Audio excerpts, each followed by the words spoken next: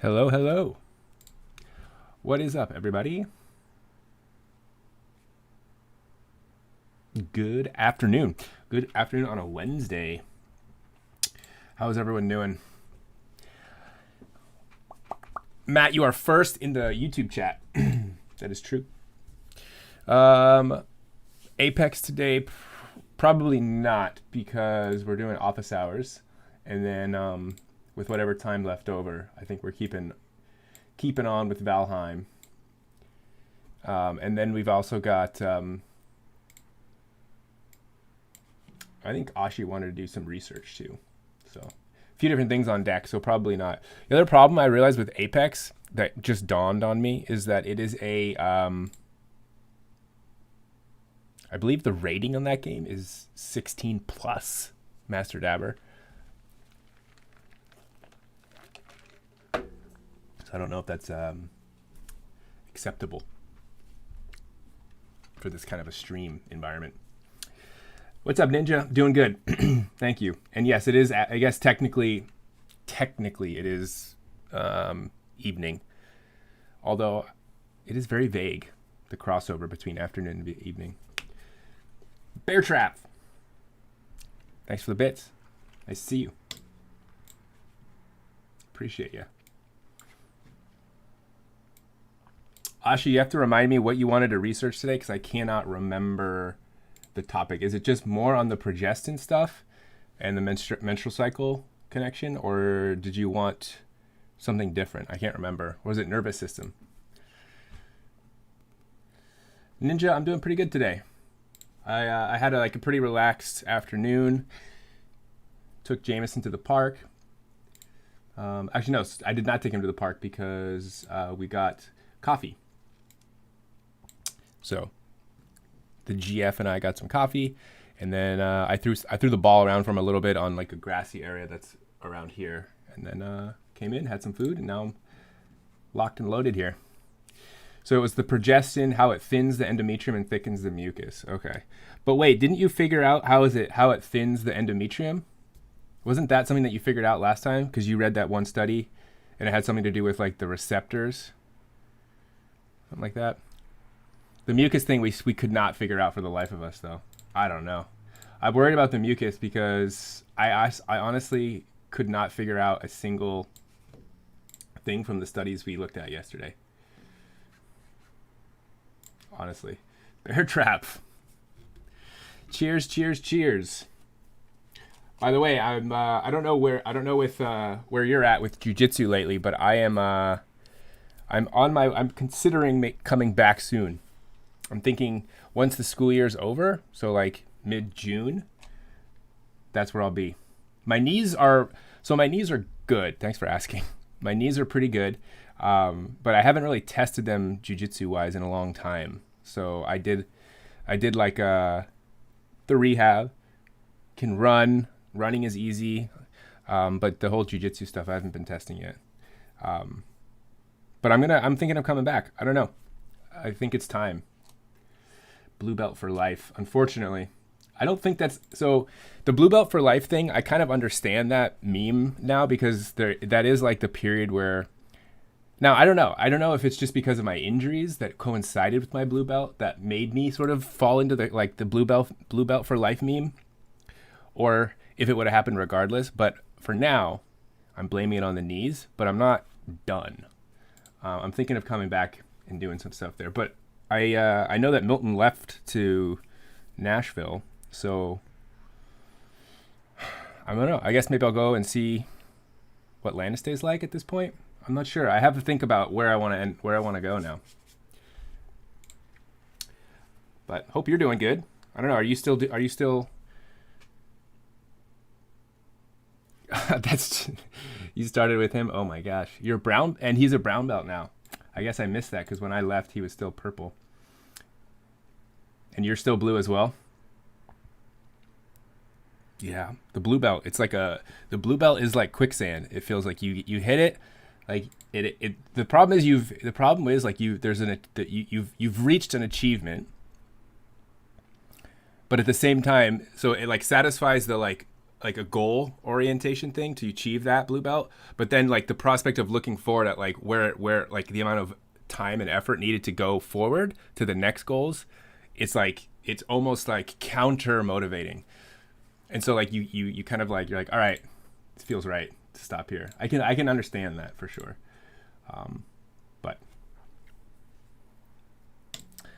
But I'm not giving up yet.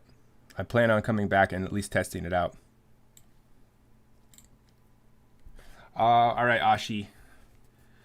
So you kind of got it, but all you got is that it makes the receptors decrease the number, and hence progesterone doesn't really like do stuff. I don't really know if that's right though.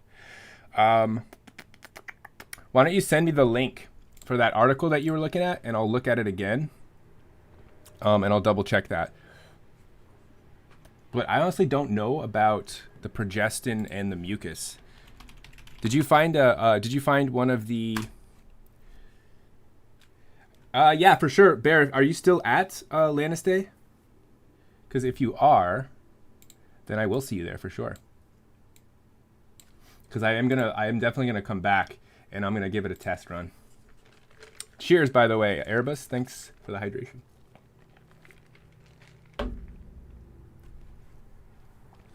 Jeez Louise, 6 more followers until 400 stream goals. That's true. Wait, somebody said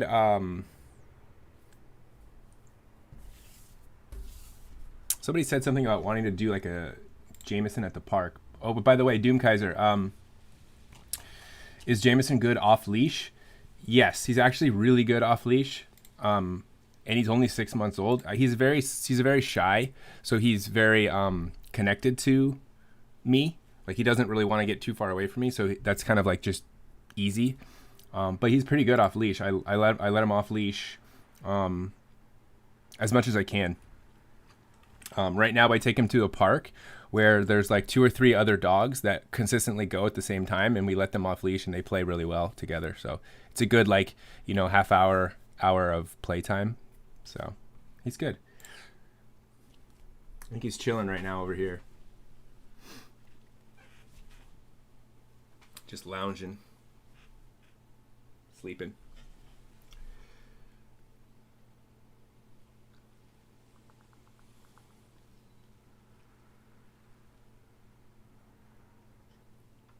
He seems bigger. He's definitely bigger. He's got to be close to 45 pounds. We have a kind of one of our last sort of final vet visits next week. And so we'll see what he's going to come in at. I think he'll be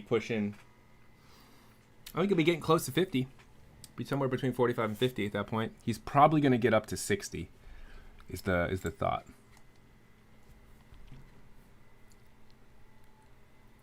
And also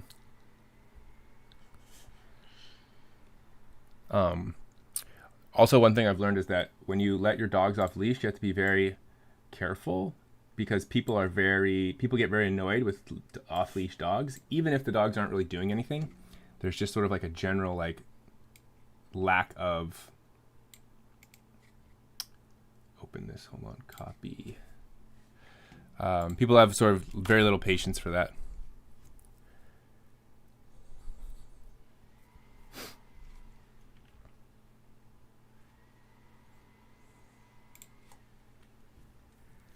All right, so if we look at this article, this is the one that you just linked, right?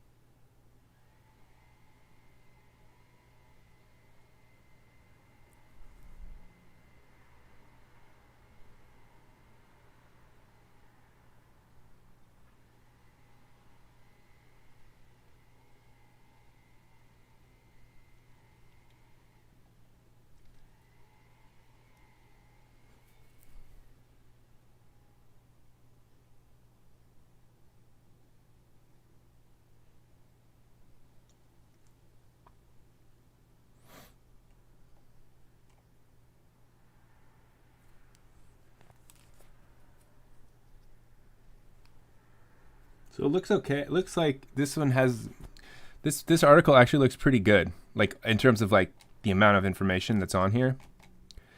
The thing that I keep seeing is this term, spin Barket and ferning effects.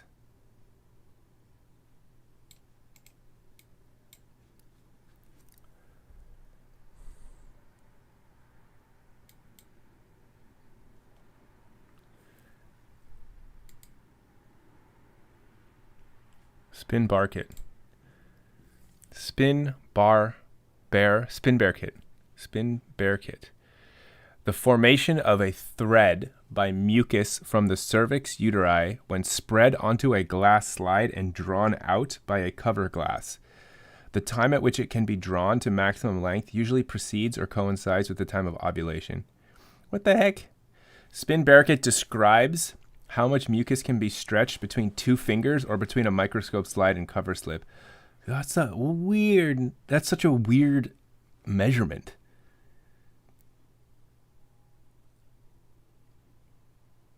So like when you put something in your fingers and you go like that, the distance it goes is the Spin Barket. The stretchability, it's German for stretchability.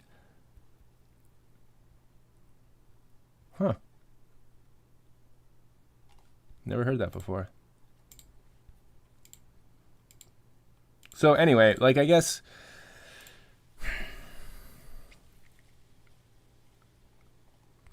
oh, Aria, I saw you there. I forgot to say hey. Nice to see you, Aria. Don't mean to ignore you.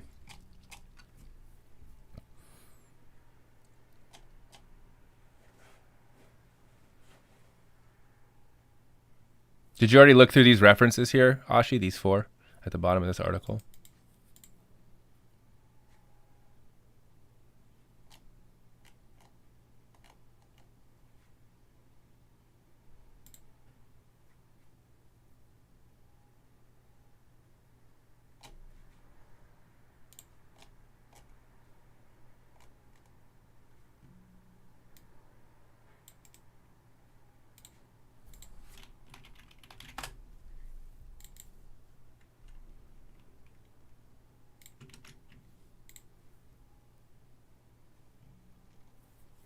There you go, Ashi.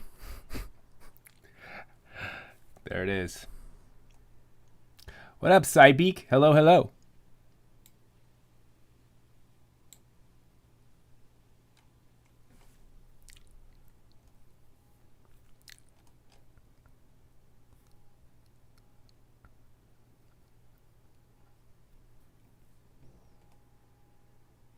So let's see. Another important mechanism of action involves the alteration of the cervical mucus. Progestin-only oral contraceptions cause a cervical mucus that is hostile to sperm, similar to mucus of the post-ovulatory phase. Progestin-only oral contraceptives greatly reduce the volume of mucus, increase its viscosity and cell content, and alter its molecular structure. These changes result in little or no sperm penetration. Even in the rare cases when penetration does occur, sperm motility is reduced and fertilization is unlikely to take place. Okay, we already know that. Thanks, Cybeak. I appreciate the comment. That means a lot. You are more than welcome to hang out here. This is open to anyone and everyone.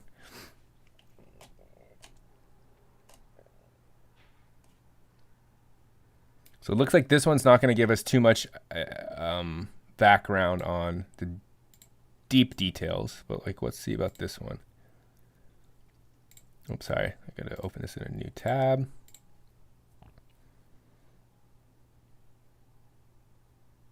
No. Let's see if this one is good. Ooh, this is a comprehensive review. So if I copy this and I go to Sci-Hub and I paste this, let's see. Let's see if this one.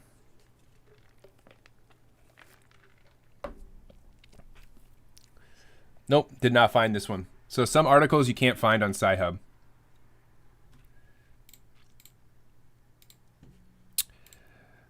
So what you need for Sci-Hub is it shows you need either the URL, the PM ID, or the DOI.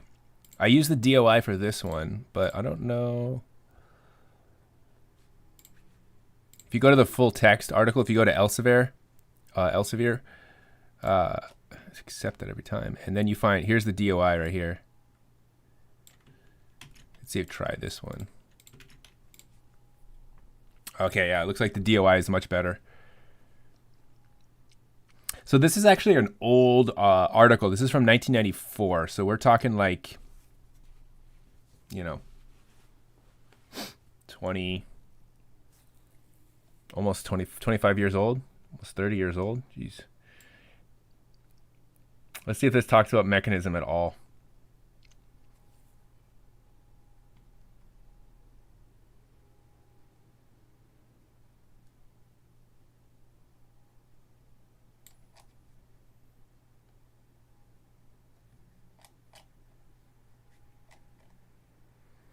So this one doesn't look like it's going to be very good. Hold on. Mode of action.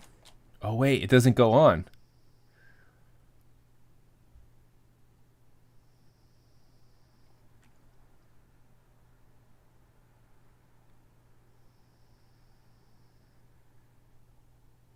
It stops right there. It says, in their review of the literature, Lee and Newton, 274.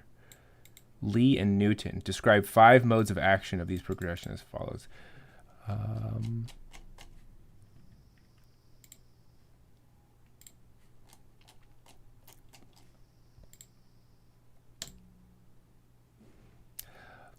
Wait, Ninja, where are you? Where are you? Are you in college, Ninja, or you're out of college? I forget. And then Cybeek, are you still in school as well? I'm trying to figure where you guys are at. What's this one? Not found.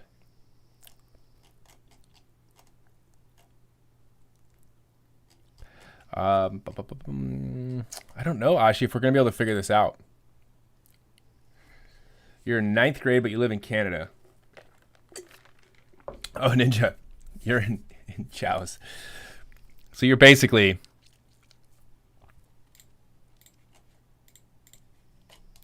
local. That's as local as you can get.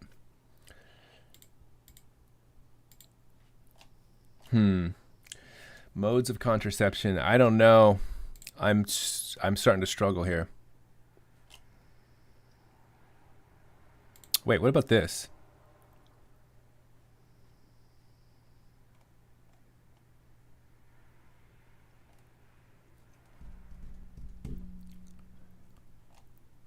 Although, Cybeek, I will say that Canada is not as far as I've had some other people in the chat before. I've had someone from Australia. Actually, we had someone from Russia at one point. That was actually kind of sad, actually. It's this kid from Russia was like, yeah, I'm like super depressed and I want to just leave. And we looked up the town that he was in, and it was like in the middle of like the cold part of Russia. But he was just like, yeah, like I kind of don't like living here. I'm just trying to get my education and move out. I'm like, oh, dang. I hope he's doing well wherever he is now. Although that was only like a month or 2 ago. This looks like a clinical trial, actually. What I just looked up here. So this is a clinical trial that says this proposed study is to evaluate the temporal changes in human cervical mucus in response to progesterone and progestins as an initial step toward clarifying these relationships. Okay, so Ashi, I think this is telling us that we've run into like the limits of what we understand as a scientific community around the mechanism here, because this is a 2017 study that was attempting to even start to grasp the connection between the cervical mucus changes and progestins. So we're starting to get to the edge of the understanding of this, to be honest.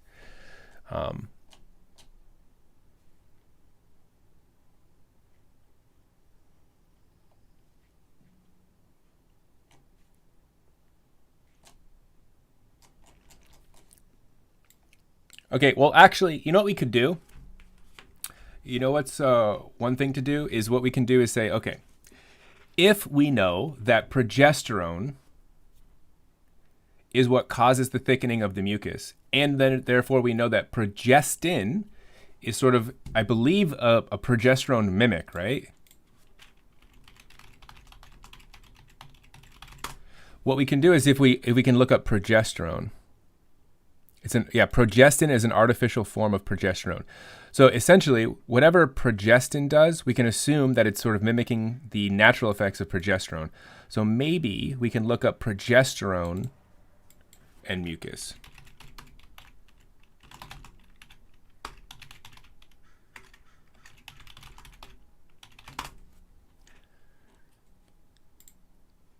Oh, I just saw this is the same exact study I just came upon.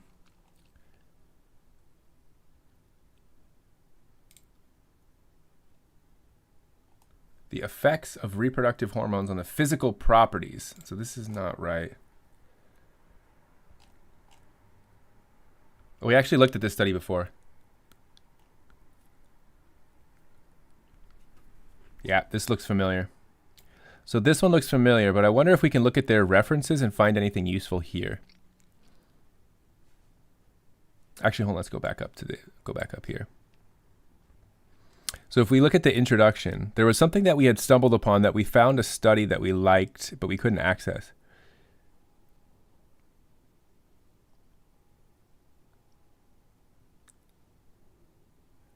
.11. So if I go to 11 and I open this in a new tab, let's look at this one. 11. Oof, 1986.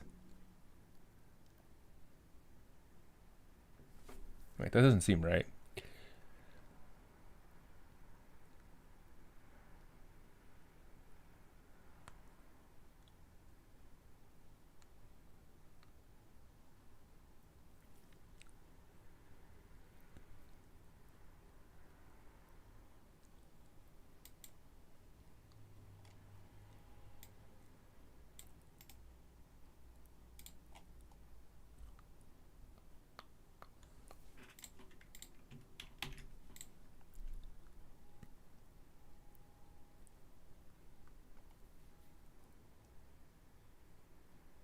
So the problem is, Ashi, that every study we look up, it's more just about like the description of the mucus itself, not the effects of the hormone on the production of mucus. Like we're not getting like any sort of like cellular studies where it's like, well, what is the receptor that the hormone binds to, and then what is that what cellular changes occur because of that binding. Like what genes are expressed, and I don't know if we know that. Let's see. Progesterone and gene expression.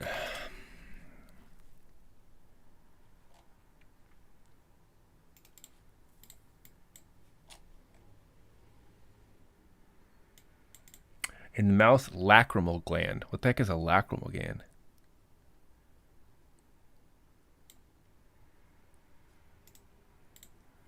What is it's a tear gland.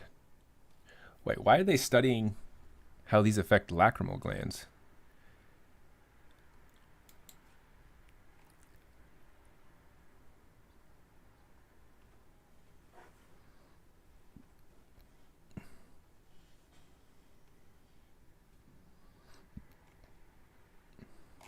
All right, let's look this up. Let's see. What cells produce cervical mucus?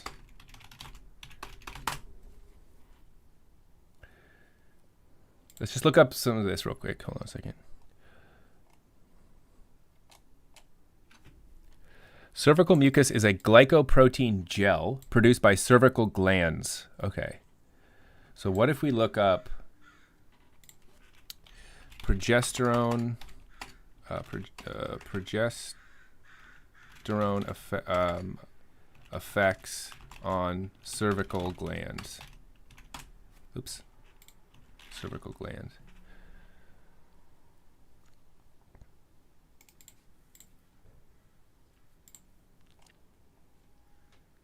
Estrogen and progesterone metabolism in the cervix during pregnancy and parturition. What is that? Parturition. The action of giving birth. Okay. Well, I didn't know that birth had a term. Did you guys know that? Parturition. Parturition. That's basically the technical term for birth. Parturition. Yeah, but this isn't really what we care about. We don't care about pregnancy and parturition. We care about menstrual cycle.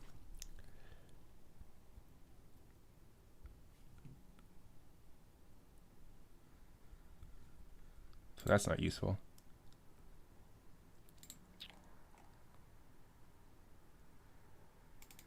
Ooh, this one looks good. Progesterone interactions with the cervix. Translational implications for term and preterm birth.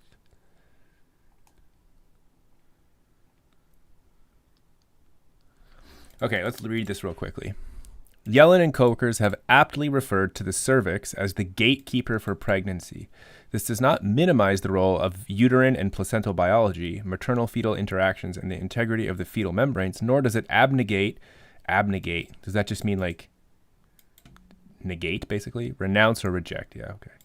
Does not abnegate neurobiological aspects of pregnancy maintenance. The continuing concern for the persistently high rates of preterm birth that plague research-rich and research-poor countries. Strategies that have been reasonable level of evidence preventing untimely birth is a topic that deserves investigation. Indeed, recent research has indicated that progesterone administered systemically or locally to forestall preterm birth has intensified the importance of understanding the relationship between progesterone and the cervix of the pregnant uterus. I don't know if we care about the pregnant uterus for your question.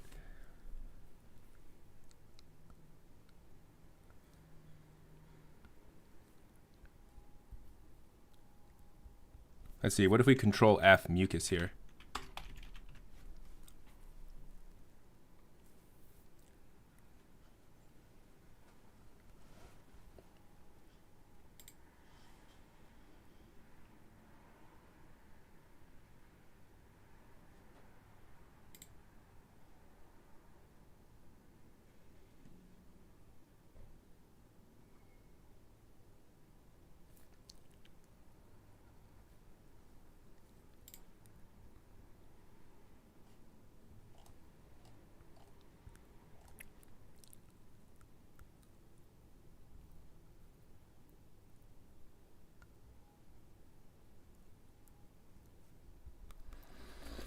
So I'm kind of stuck. You know what I could do? She probably doesn't know, but my sister is a midwife. So I wonder if she would have a better idea of this. Although midwifery is more focused on pregnancy and parturition. I'm going to start using the term parturition because that makes me sound very smart and very intelligent and not pretentious at all. But she might not. She might know about this.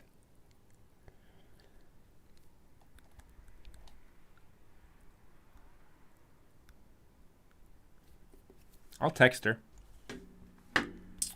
And see if she knows.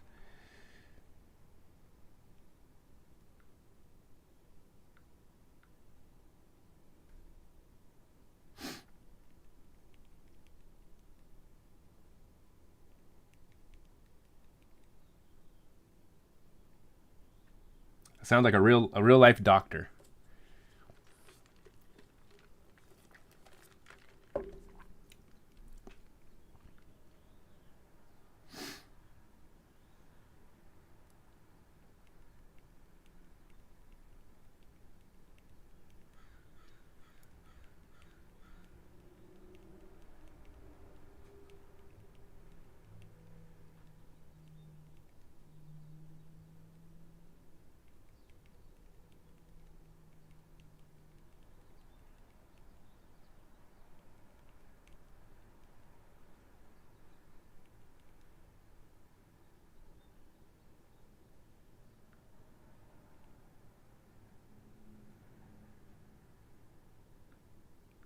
Okay, I'll see if she gets back to me.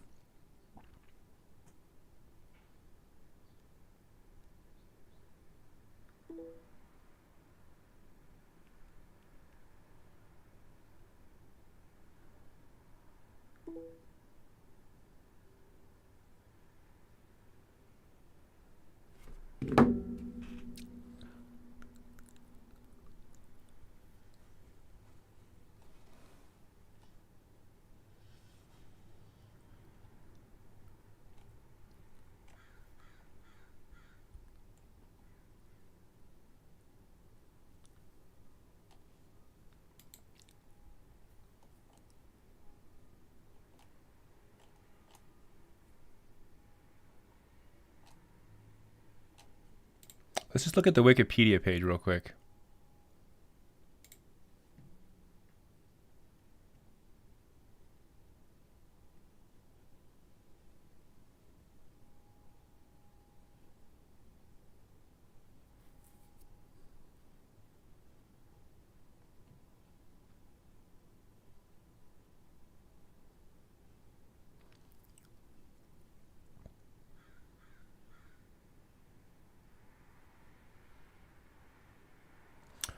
Hold on. Okay, progesterone is an anti-mitogenic. I think mitogenic means causing mitosis.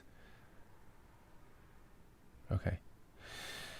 It's an anti-mitogenic in the endometrial epithelial cells, and as such mitigates the tropic effects of estrogen. Okay, so this is an interesting sentence here, actually, because this is kind of getting at the idea that progesterone and estrogen are almost opposites in regards to their effects on the endometrial epithelial cells. So endometrial.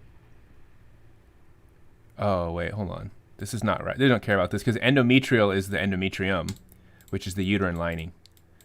So the outer layer of cells of the endometrium. Cell division of the endometrial epithelial cells, which just causes the lining to get thicker. Progesterone is anti-mitogenic, which means that it inhibits mitosis or division of these cells. So that means it would stop it from growing at least. And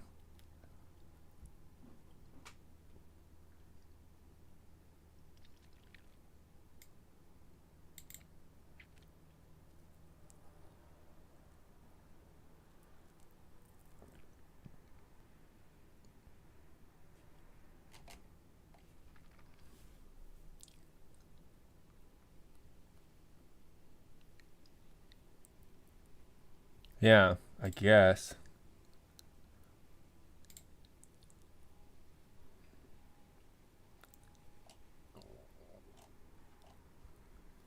Okay.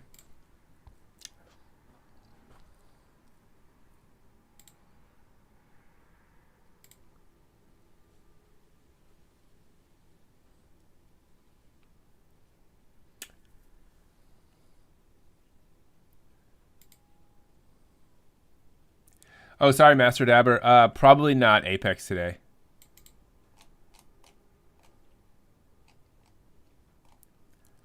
Probably not.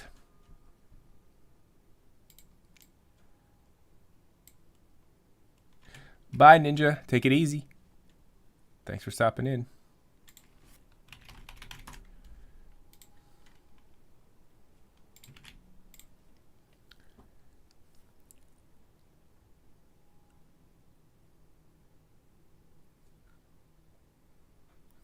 This is from 2014. Role of nuclear progesterone receptor isoforms in uterine pathophysiology.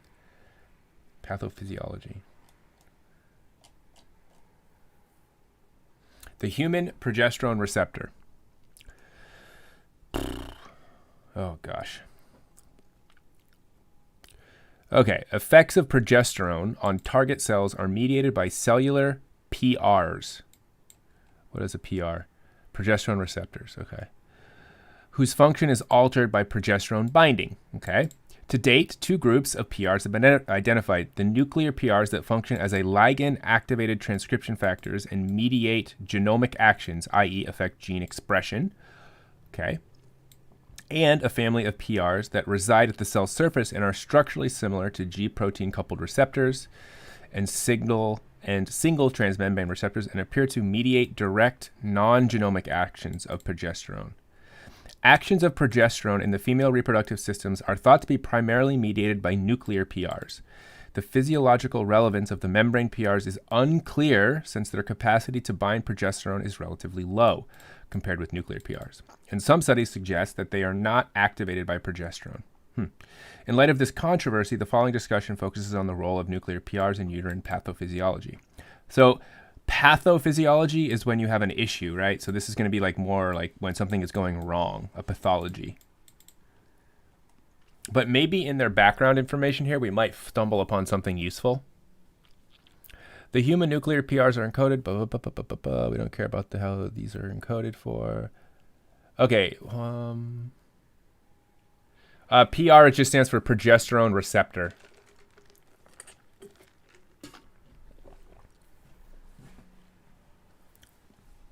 Other PR isoforms are thought to be generated by the initiation of translation. Oh, by the way, Master Dabber, does my Minecraft server allow cracked accounts? No, I don't think so. I don't think so. The server is hosted by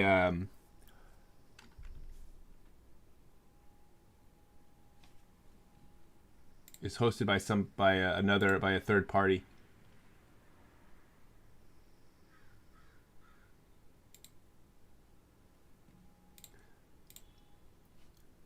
Interestingly, it's by Apex hosting. I know that we've been talking about Apex together.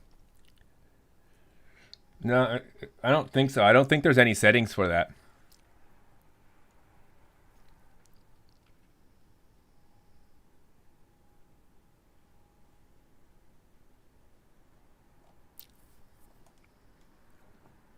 Effects of progesterone are generally considered to represent the combined activities upon ligand binding. PRA and PRB affect cellular function by altering gene expression via two modes of action. The direct genomic mode, whereby the PRs function as ligand-activated transcription factors to directly interact with specific DNA promoters and transcriptional co-regulators to modulate the expression of downstream genes. And two, the indirect extranuclear mode, where PRs interact with SRC tyrosine kinases in the cytoplasm to activate mitogen-activated protein kinases, which then affect gene expression. Okay, so basically it's just saying that progesterone, there's two different progesterone receptors that have slightly different effects in the way they work.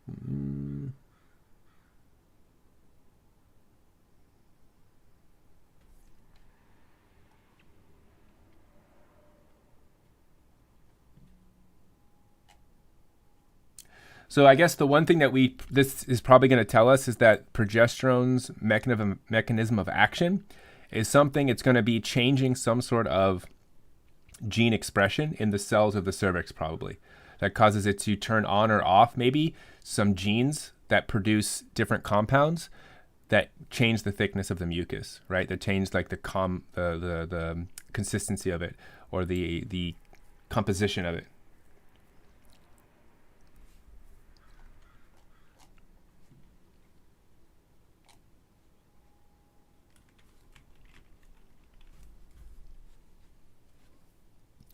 All right, the cervix is composed of stromal fibroblasts and squamous epithelial cells and can be divided into three anatomically distinct compartments. The ectocervix that projects into the vagina and is lined by a thick, stratified squamous epithelium. The endocervix that forms the lining of the cervical canal and comprises single layer of columnar mucus secreting epithelial cells that form deep furrows and tunnels. Okay.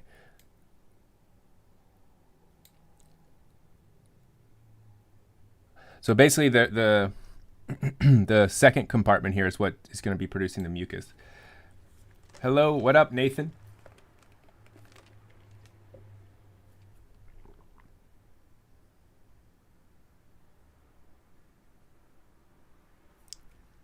I have no idea, Master Dabber. I don't really have time to do that right now, or to even think about that, unfortunately. So, if you want to play on the server, just get a legit account, my guy. Trying to use a cracked account over here. I say that as I'm on Sci-Hub, which is like literally like a scientific article piracy site. We're absent in intermediate and superficial squamous epithelial cells. During the proliferative phase of the menstrual cycle, the endocervical epithelium, in response to estrogen, produces.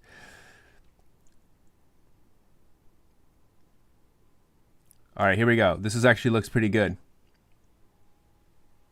So this is where we're getting into some information that might be useful.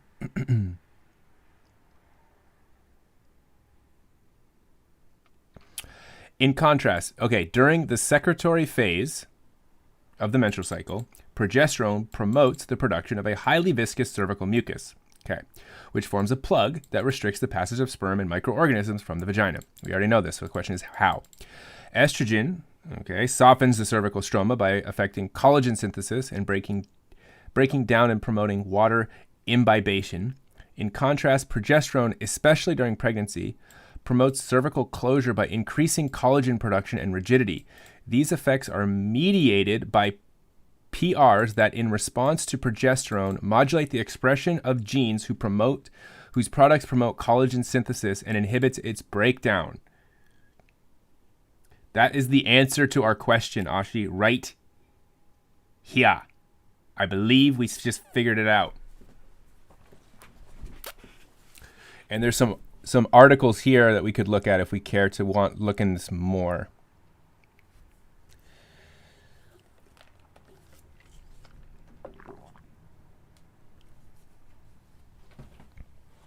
So it seems to me, okay, yeah. So to explain this just in sort of a more simplistic term. So there's something in here. So collagen. Okay, so collagen is a protein that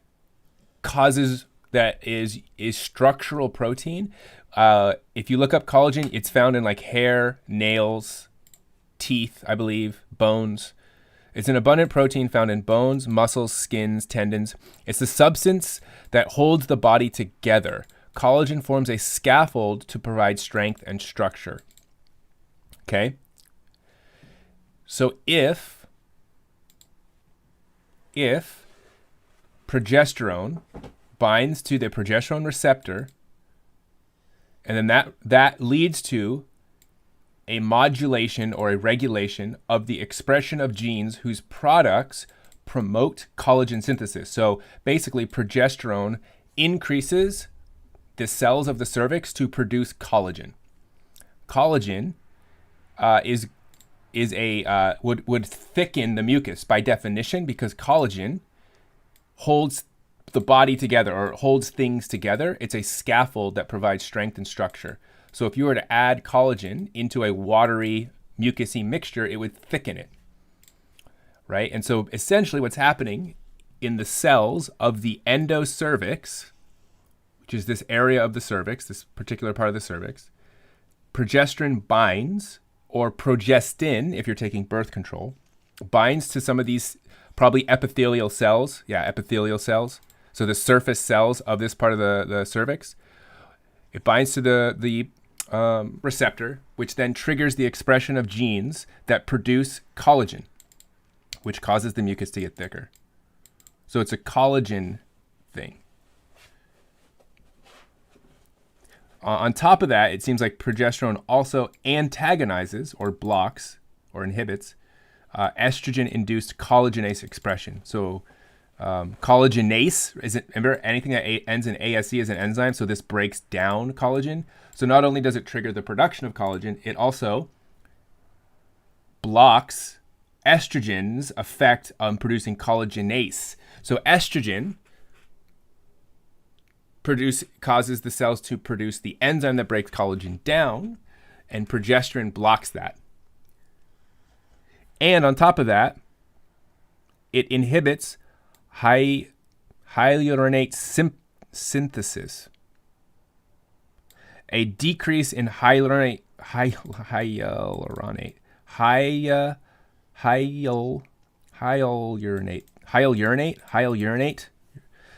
prevents water imbibition and collagen dissolution, and therefore maintains ECM rigidity. ECM stands for endocervix mucus. ECM, I'm pretty sure. Oh, sorry. Extracellular matrix.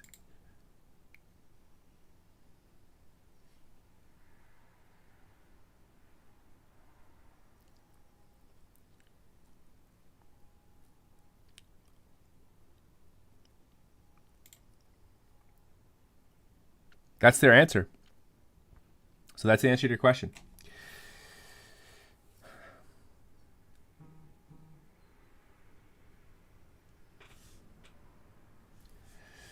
I think we just answered it. After all of that, Ashi, was that as exciting as you hoped it was, or are you very much disappointed by the simplistic, the ultimate, where it's just connected to, seems like connected to collagen?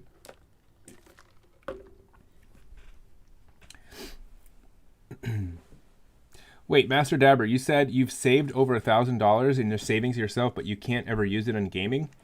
Wait, why can't you use it for gaming? Are you saving it for college or for something else, like a car or something?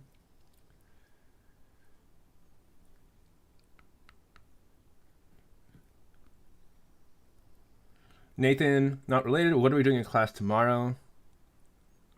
So tomorrow we are going to. So tomorrow we're gonna do the. I'm gonna debrief some of the Soji stuff because I didn't get a chance to do that. We're gonna debrief the contraception homework, make sure everyone understands the different kinds of contraceptives, and then there'll be a temp check. So if you're not going to be there for the temp check, you'll need to make an office hours appointment to take the temp check. And then if there's time, we may intro the next topic related to consent. William.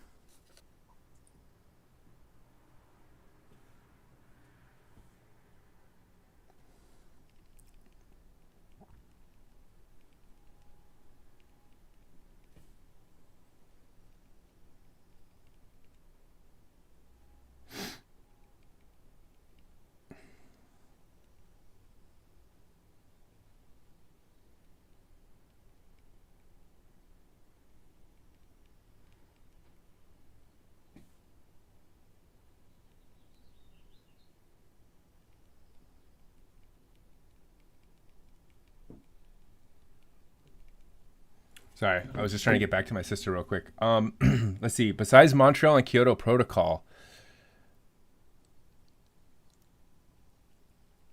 So first of all, real quick, William, just to clarify, Kyoto Protocol, yes. If you remember, the Montreal Protocol was about CFCs, not about climate change. Although it's kind of directly related. So Montreal Protocol was the one that banned CFCs because of the ozone hole. Remember? The ozone hole is indirectly related to climate change. So the Montreal Protocol is not a strictly climate change related thing. It was more about CFCs and their damaging effects on the ozone hole layer, which was causing an increase in UV penetration, which wasn't really related to climate change. It's more related to damage just because of UV light, right? Like skin cancer and mutations in things like phytoplankton. Now, indirectly, it helps climate change because we know that CFCs are actually a greenhouse gas. But the problem is the amount of CFCs being released aren't really that big of an effect. Although they do have a little bit. So, I mean, you could make that connection. Kyoto Protocol, yes. But then expanding on the Kyoto Protocol happened, I believe, in the 90s. Kyoto Protocol, was that 90 something? Like 95? 92.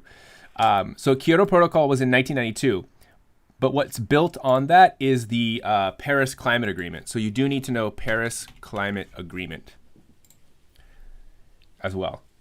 This is the most recent international convention on climate change. So the Paris Climate Agreement, if you look it up, is the one that basically has a legally binding international treaty. And the goal was to limit global warming to well below 2 degrees, preferably 1.5. And then a bunch of countries signed on, and you can read more about it here if you care. I will put this in the chat. Wait, if I put this here, does this go to both YouTube and Twitch? William, did that show up in the YouTube chat? I don't have the YouTube chat pulled up. I'm just using a chat that combines both Twitch and YouTube, so.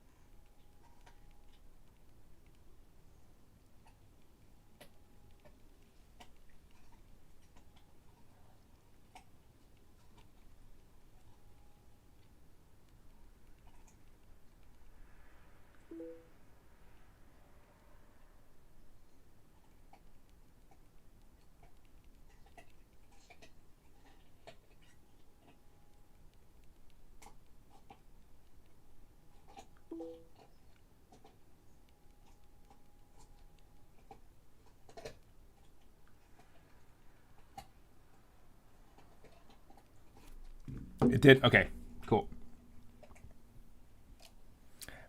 Awesome. Did you need any more? Did you want to? Did you have any questions about about the Kyoto, Montreal, or Paris thing in regards to what it's about or anything like that? Or you just want to know which ones to know? And then Ashi, this article was published in... Later, Nathan. Have a good one. This article was published 2014. So, 6-7 years old. It's pretty recent.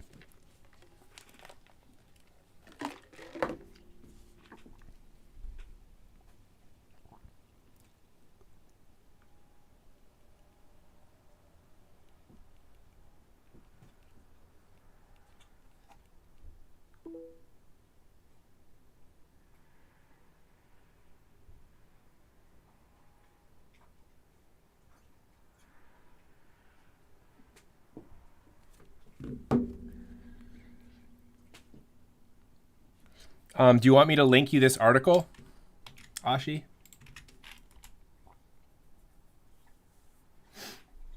Because this article looks like if you click on there's a lot of references that are in this article that might be useful for you. Just look at all the references that this paper cites. Oh my god. 1, 2, 3, 4, 5. Like, it's got like half of the article's page length is due to references.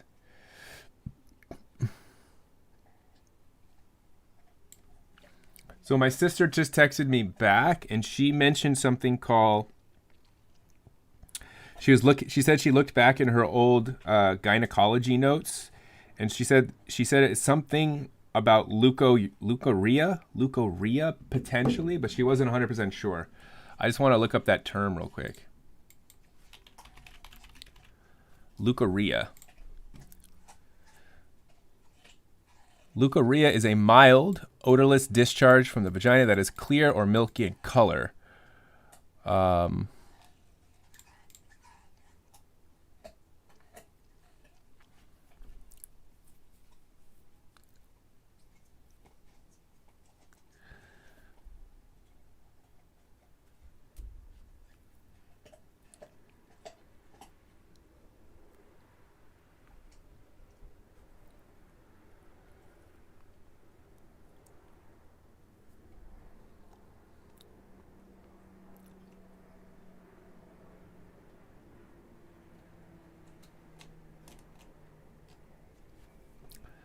See, there are many causes of leukorrhea. The usual one being estrogen imbalance. The amount of discharge may increase due to a vaginal infection. It may disappear reproduction. This discharge keeps...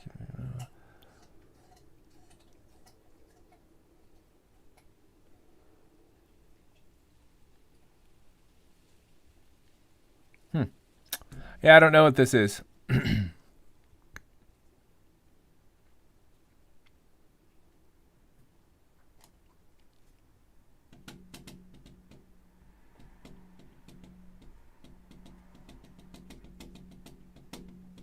Oh, you're right. Yeah, I see that down here. Leukorrhea is also caused by trichomonodes, a group of parasitic protozoan, specifically Trichomonas vaginalis. Common symptoms of this disease are burning sensation, itching, and a discharge of frothy substances, thick white or yellow mucus. Leukorrhea may be caused by sexually transmitted diseases, therefore treating the STD will help treat the leukorrhea. Yeah, I don't think this has anything to do technically with what we were thinking about.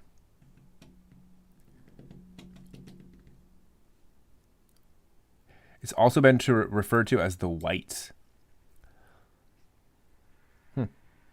Okay.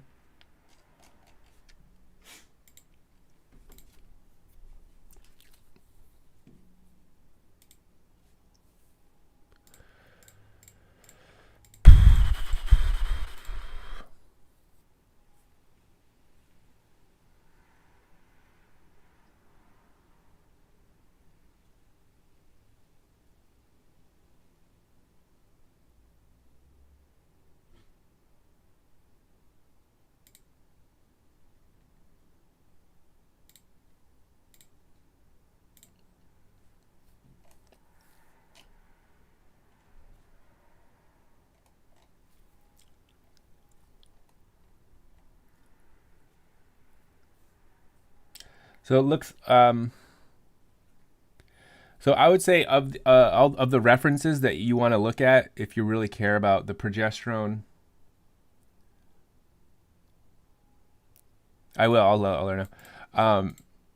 You've got this one, this 2003 study. Deniza, Jaffe, Ward, and Neubauer. These ones are all related to the collagen synthesis thing. And then this one is this Shiozawa and Kyo are about this one. So there's kind of like 1, 2, 3, 4, 5, 6 maybe, 6 studies here that might be relevant to give you more information.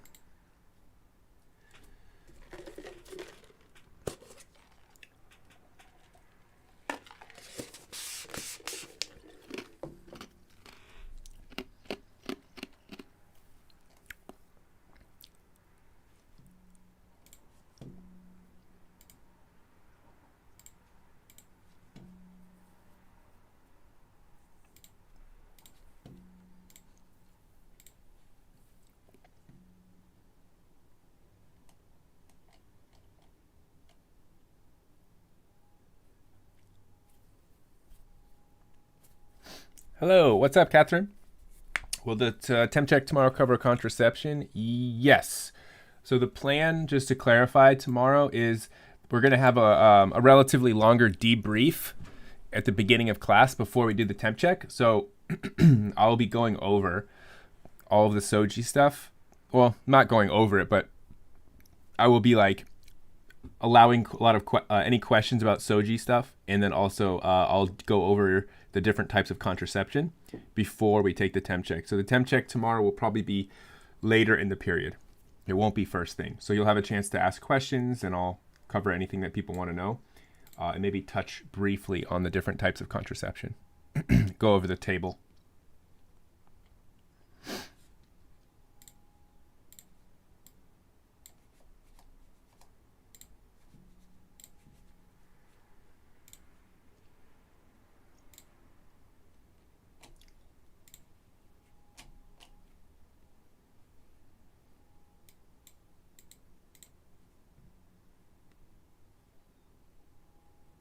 No problem, Catherine. Anytime, anytime.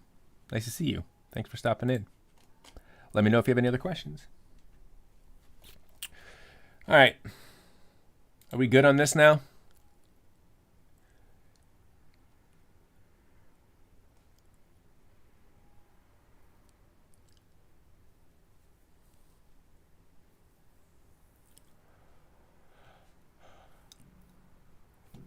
I think I've had my fair share of cervical mucus for a while.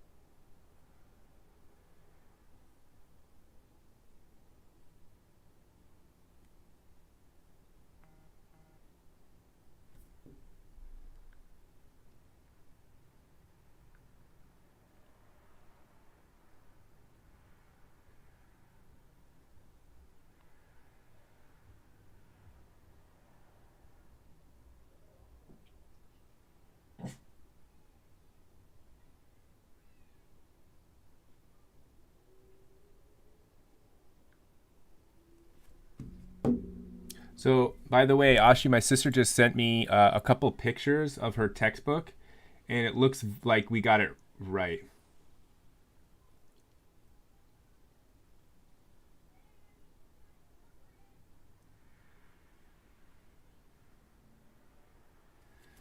It looks like we got it right. So she sent me a couple pictures of how the cervix changes during pregnancy, and how it goes from thicker to thinner as the pregnancy progresses. And she said she knows that when people are heading into labor, they go from progesterone dominant to estrogen dominant. That's what she said. for what it's worth.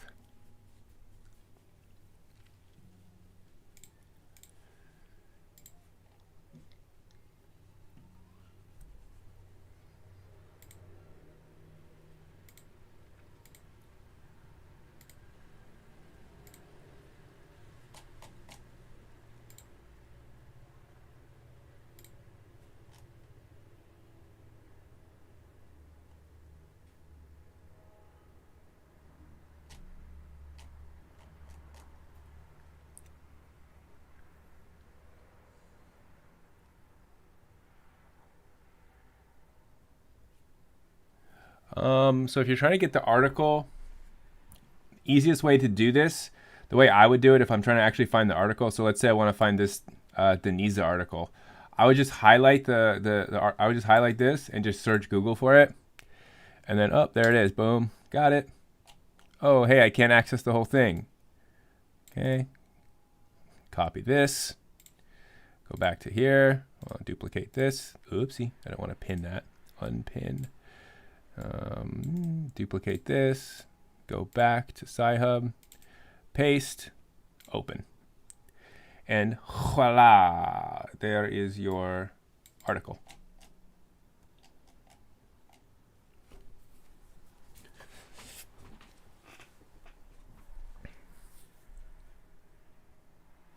This one's from 2003. This one's about endometrial cancer, though.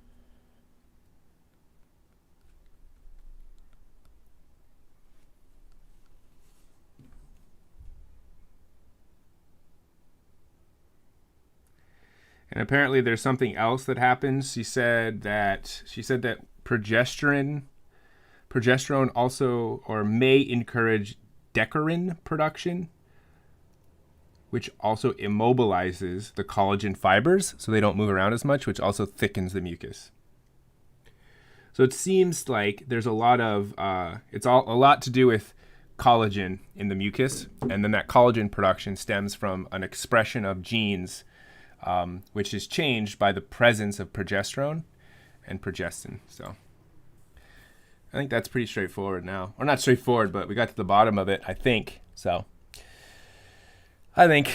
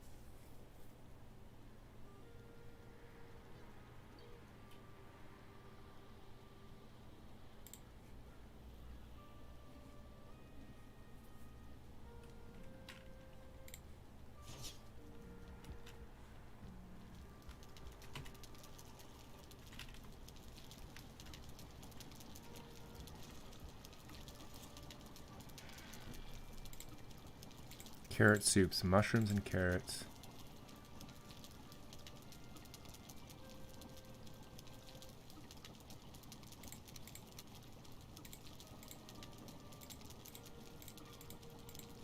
Poison resistance, honey, thistle, necktail, and coal. Oof. All right. Blood bag. Blood bag.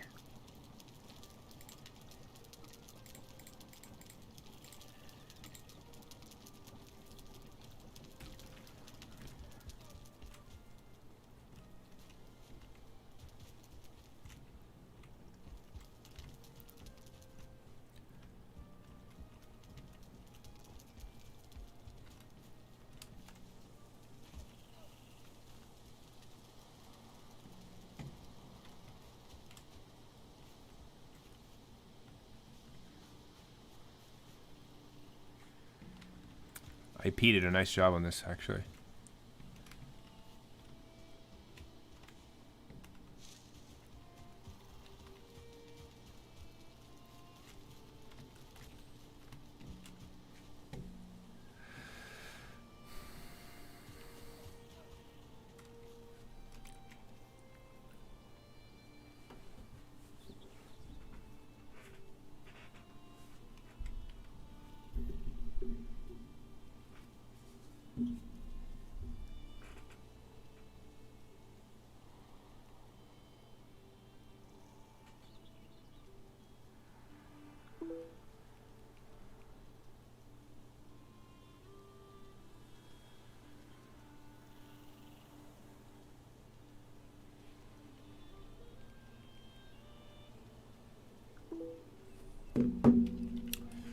Alrighty, what am I doing today?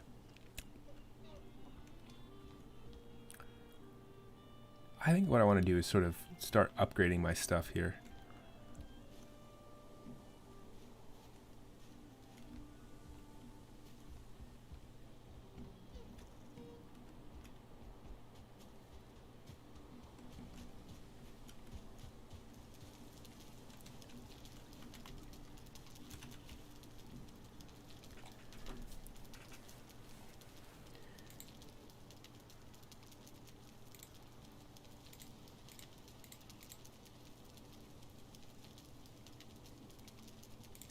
Stag Breaker.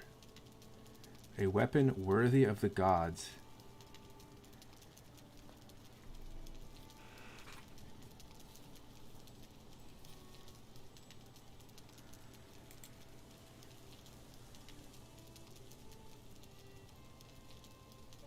What do I have right now? A bronze buckler.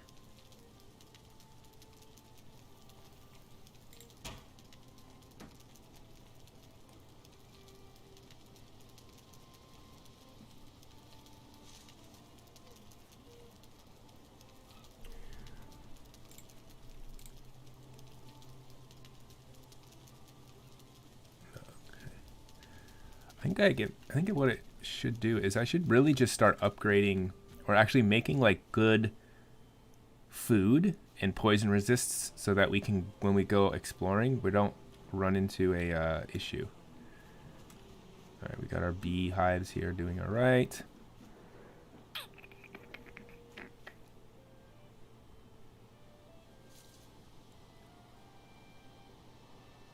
And I also need a fermenter. That's right. How do I build a fermenter?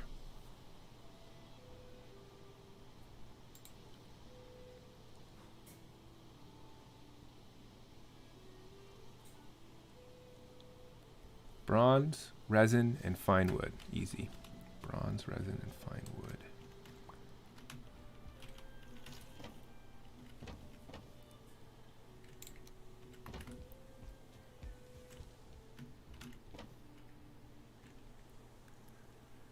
Wait, hold on. What was it? 10 resin and 30 fine wood.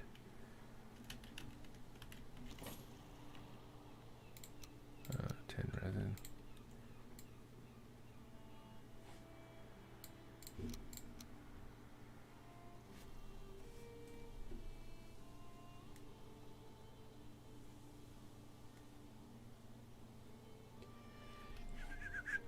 So Erebus, before we explore, we need to be better.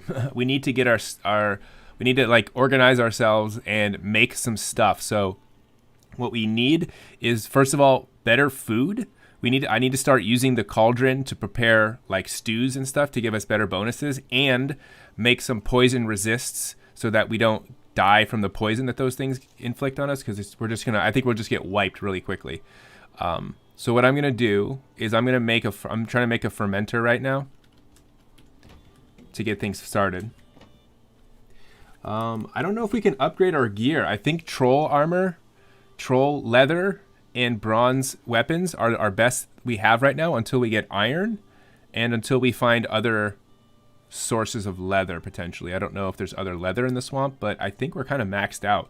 So all we can really do is just buff ourselves a little better. We need fine wood. Do we have fine wood somewhere? Core wood. Oh, I might have to go get fine wood. Wait, is that enough? How much fine wood did I need?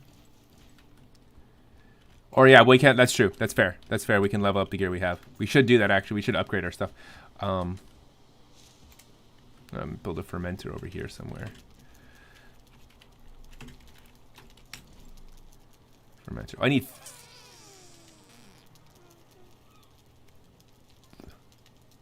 Why does this need a forge? I need 30 fine wood. I'm 1 fine wood shy. What's in here? Is this empty?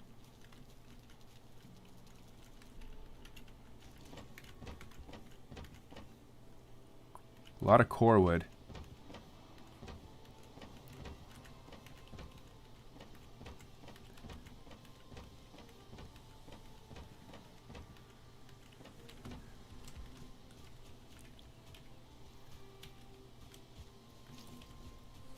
I think I get fine wood from this, from a birch trees. Would higher levels of glucose cause the mucus to thicken? No idea. Why do you ask?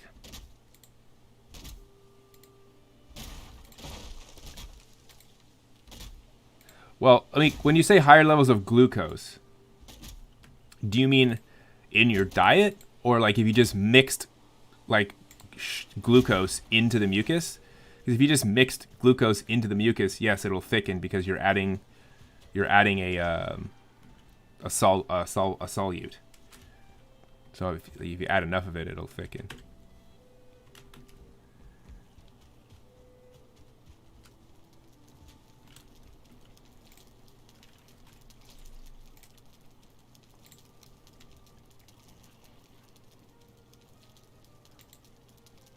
Forge. Wait, you can't build this?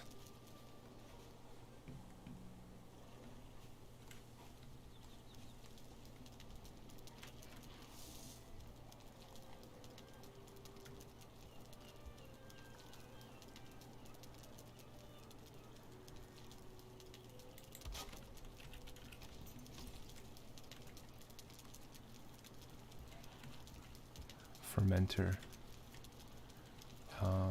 What do you add to a fermenter?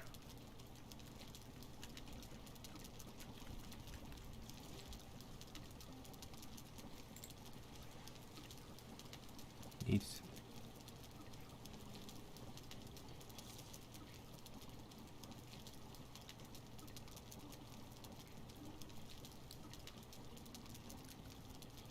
Mead base. I don't understand what this means. So if I want to make a poison resistance, it says needs to be fermented. Honey, thistle, necktail, and coal. Okay, Erebus, we have plenty of honey. What we need to make are poison resistors. So poison resistance, and I would say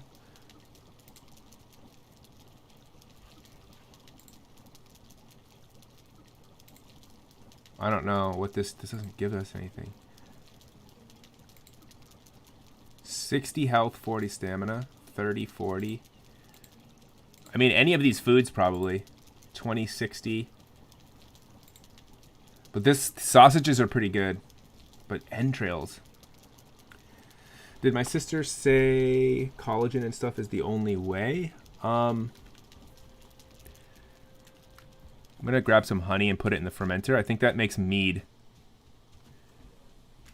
Where's the honey at? Where's the honey? Where's the honey?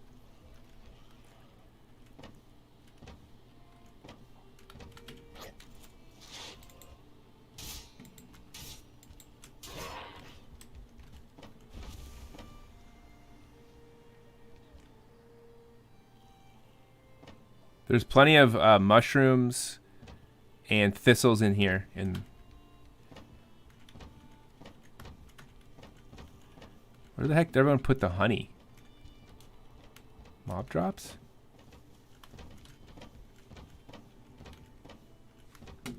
Food? Metals? Oh, all the honey's in here. Oh, that's amber.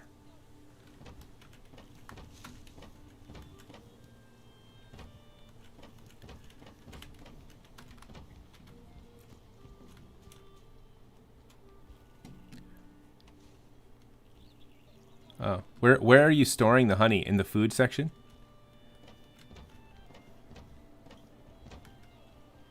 Yeah, but we've been collecting some for a while, right? There had to be a lot more than just the amount that we have. That just 25?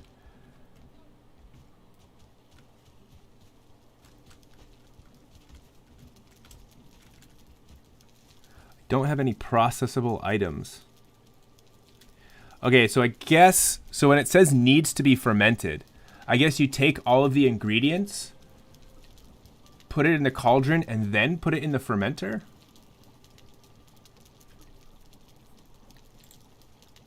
When it says mead base. Hold on, necktail, coal, and thistle. Necktail, coal, and thistle. Necktail. We need to get necktail. And then thistle. So Erebus, what are you collecting right now? I'm gonna go get necktail. Do you want to get like berries and stuff to make some of those foods, or carrot seeds?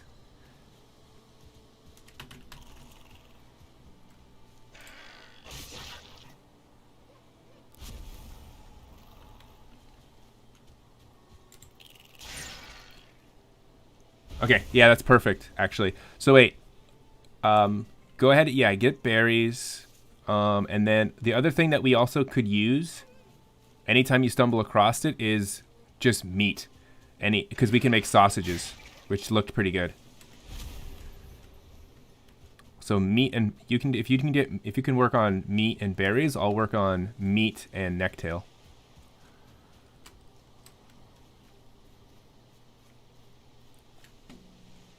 Wait, where's that deer?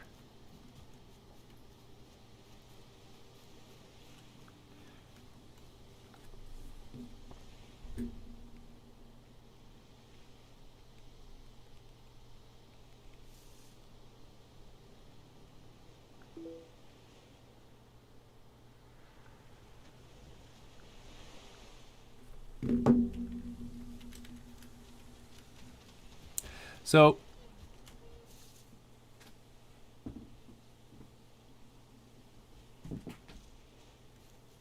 Ashi, do you want me to send you the pictures that she sent me of her textbook?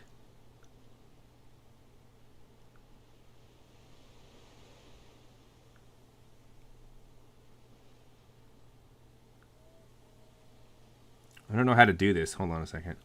How do I send it from my phone?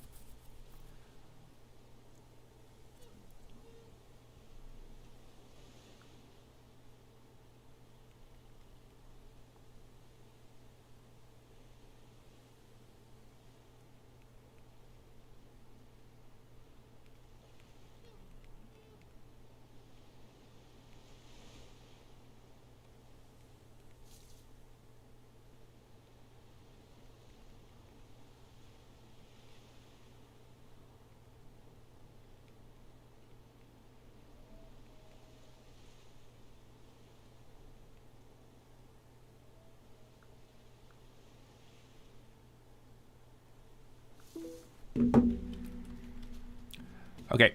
She said that she's going to quickly scan the pages and email them to me, and then I will I'll get them to you. All right. We need more necktails and meat.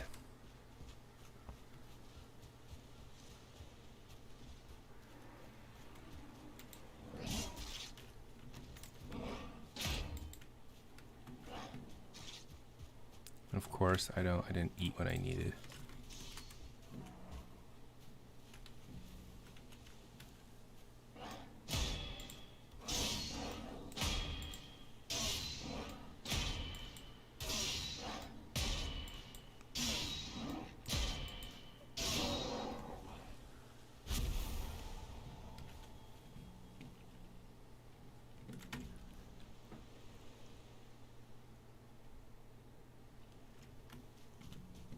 Go put these back real quick.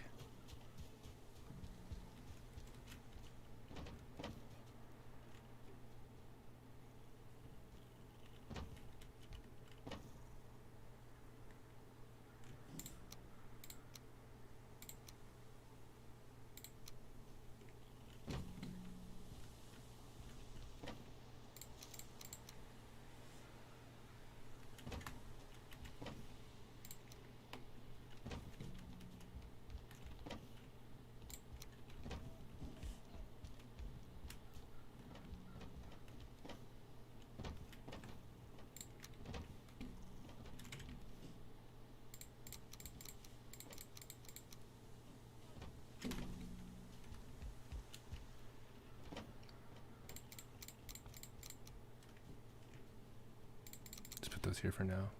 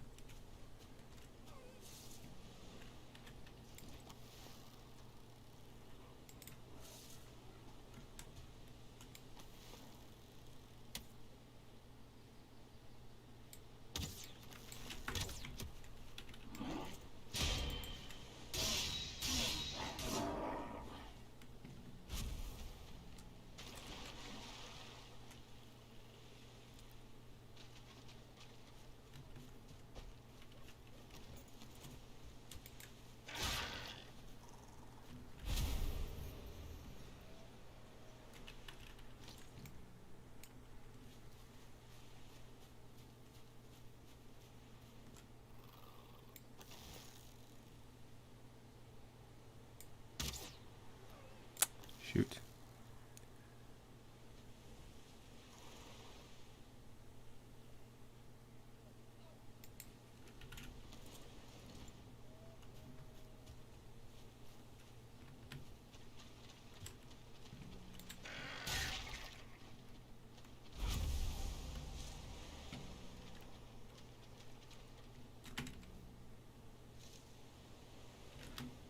What?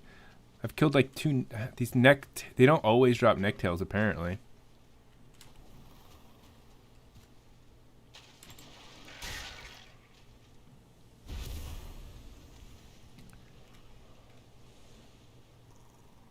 The heck?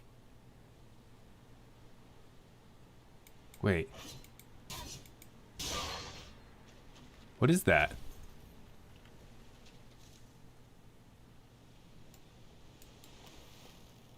Is that a guy? Who's that?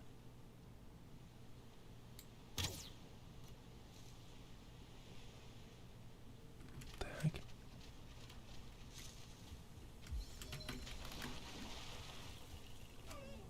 What? What the heck? That was like an illusion.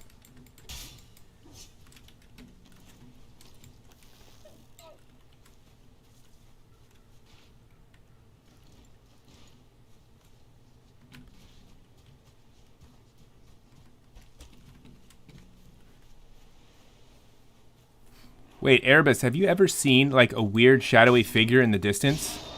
And then like as you approached, it disappeared? Because I swear to God, I just did. I shot an arrow and it just went right through. It was like a ghost. I have to ask Zelen what that is.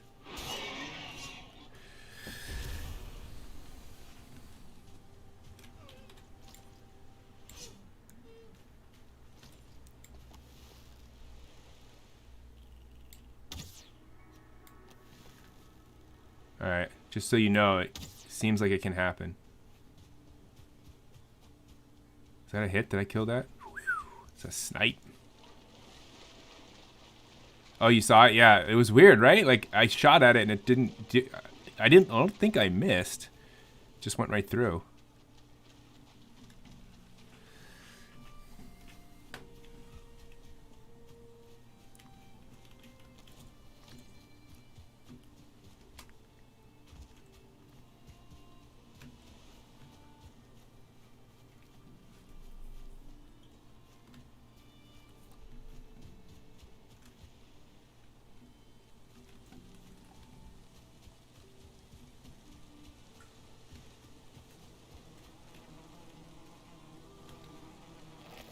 Oh.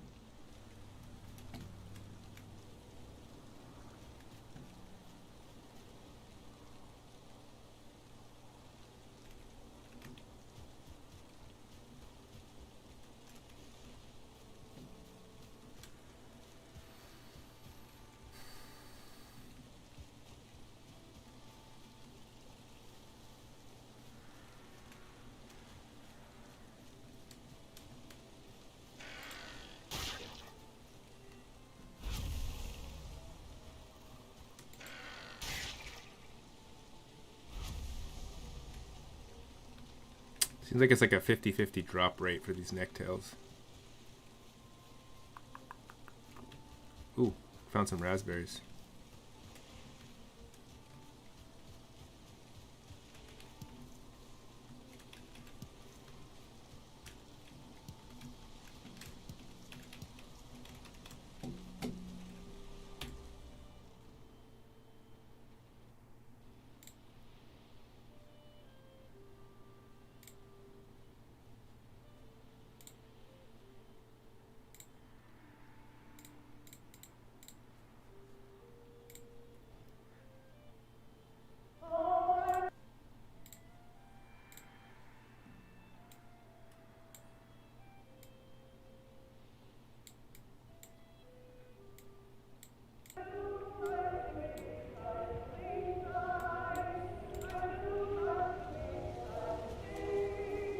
As regular viewers know, whilst I'm very interested in diet, I don't really cover it very often on the channel for two reasons. First, there's already so much on YouTube about diet, I try not to go over previously covered territory. And second, I just can't be bothered with all the tribalism and arguments. Even when I post an entirely innocent, neutral question without any commentary on Twitter, people feel mandated to reply about why their camp is better, why I know absolutely nothing, and it gets pretty boring. A few weeks ago, I tucked a paper into my bookmarks to read later, and when I finally got time last weekend on nights and read it, I actually thought it was quite a good trial and worth sharing with you, which is why I'm making this video and why I've escaped to this beautiful scenic location to get away from my kids. So here is a deliberately short little discussion of what can be summarized for this trial as basically keto versus plant-based. And it was published in Nature Medicine, a good journal, last month. My name is Rohin, I'm a cardiologist in the UK, and I have no diet books or diet plans to sell you. Now, I've said before that nutrition research is sullied by a lot of garbage. Untested theories, retrospective questionnaire-based studies that are pointless and inaccurate. And that's because it's profoundly impractical to lock people up in a room and monitor everything they eat and do. Well, that's exactly what they did over at the NIH, the National Institutes for Health in the US. They convinced 21 people to spend a month locked up with all their food provided. Now, this was done pre-lockdown, but you know, they should probably start recruiting for their next trial now, because that doesn't really sound any different to the life most people have been living for the last 12 years, except with free food, and actually pretty nice food. So, you know, I think they'd probably get a lot more volunteers now. The participants were not told what the trial was about. They were just instructed to do their normal things, not try to lose weight or do anything special. They were actually given loose-fitting sort of scrubs to wear, and just eat as much as they want. And that's ad libidem that you see in the title. So the reason why I'm watching this video is because it's notoriously hard. People are on both sides of the you should eat plants only, and then there's the ketogenic people who are like, no, you should eat no carbs at all and only eat fat and protein. And it's very difficult to figure out what is true and what is not true. So I'm very curious to see him explain this study, which I didn't know existed. This video came out in 2021, so it must be a newer study. Okay, it was published in January. Let's see. It's a fancy way of saying basically eat as much as you like. The catch was that half received a keto-style, low-carb, animal-based diet, and half received a plant-based, high-carb, low-fat diet. And then after 2 weeks, they switched. Now, the first thing that I'm sure you'll say is that this is a month in total, it's too short. And of course, this is a short trial, but this comes down to study design. They're not looking for prevention of stroke or heart attack risk. This wasn't designed to do that. It wasn't powered to do that. You need thousands of people over many years to establish that kind of thing, and you obviously can't lock people in a room to do that for a long period of time. The prime outcome for this study was to measure energy and macronutrient intake with a bunch of secondary endpoints like measuring insulin and blood glucose and things like that. Where is this deer going? So what was the thinking behind this? Well, the central ethos to low-carb diets, which is the carbohydrate insulin model of obesity, was kind of the inspiration for this. We know that insulin, we've known this for decades, has a very important role in how fat is laid down and how it's used up. And we know that insulin levels go up when you eat more carbohydrates. Oh, I see. I'm too So far carbohydrates cause insulin release, and the thinking is that insulin causes fat storage, so the level of circulating fuels in your blood decreases, and this tells your body to eat more and to deposit fat and use less energy. And this is the idea behind low-carb diets, which, remember, have been around for a long time, since the 70s or so with Atkins. And also, it's important to remember that this theory was counterintuitive to the commonly held theory, which still a lot of people believe now, that it is just purely about total calories in and calories out, and it doesn't really matter what the constituents are. So the carbohydrate insulin model challenged that. Oh, sniped. I do apologize for the wind. That was actually pretty good. The study in hand randomized participants to either 14 days low carb or 14 days low fat, and then switched them over. and they were all non-diabetic participants. They had an average age of around 30 and an average BMI of about 28, so they were overweight. The low-carb food was consistent with keto meals. It was animal-based with non-starchy vegetables, i.e. things like greens, and the low-fat one was consistent with a plant-based, vegan, healthy diet, again with non-starchy vegetables alongside things like sweet potato and so forth. As expected, the insulin and blood glucose levels were significantly higher in the plant-based group versus the keto group, and blood ketones were higher in the keto group. So far, nothing new, nothing that surprising. So why am I telling you about this trial? Because people ate significantly less on the plant-based diet right from the beginning.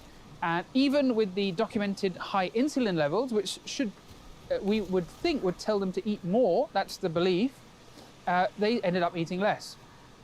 And they actually consumed about 700 calories less per day. And quite strikingly, this was seen in every single participant. That's crazy. There was no noise. It was every single participant from day one. And this is simply because plant-based diets, plant-based foods are just lower in calories per gram. So you feel full and you've eaten less calories. And there were no differences in hunger, fullness, satisfaction, eating capacity. And interestingly, things like familiarity and enjoyment were also the same as well, which is part of the selection criteria. They didn't choose fussy eaters, and they chose people who would be familiar with most of the food that they were presented with. So with the lower caloric intake of the plant-based diet, people lost more body fat, not on the keto one. They lost more water weight on the keto diet, which is a recognized phenomenon that occurs early on. And this is to do with glycolysis activation, mobilizing water. But body fat was not significantly reduced with the keto diet. Overall, in spite of the keto group eating 700 more calories per day, they lost more weight overall. But I reiterate, this was not body fat weight loss.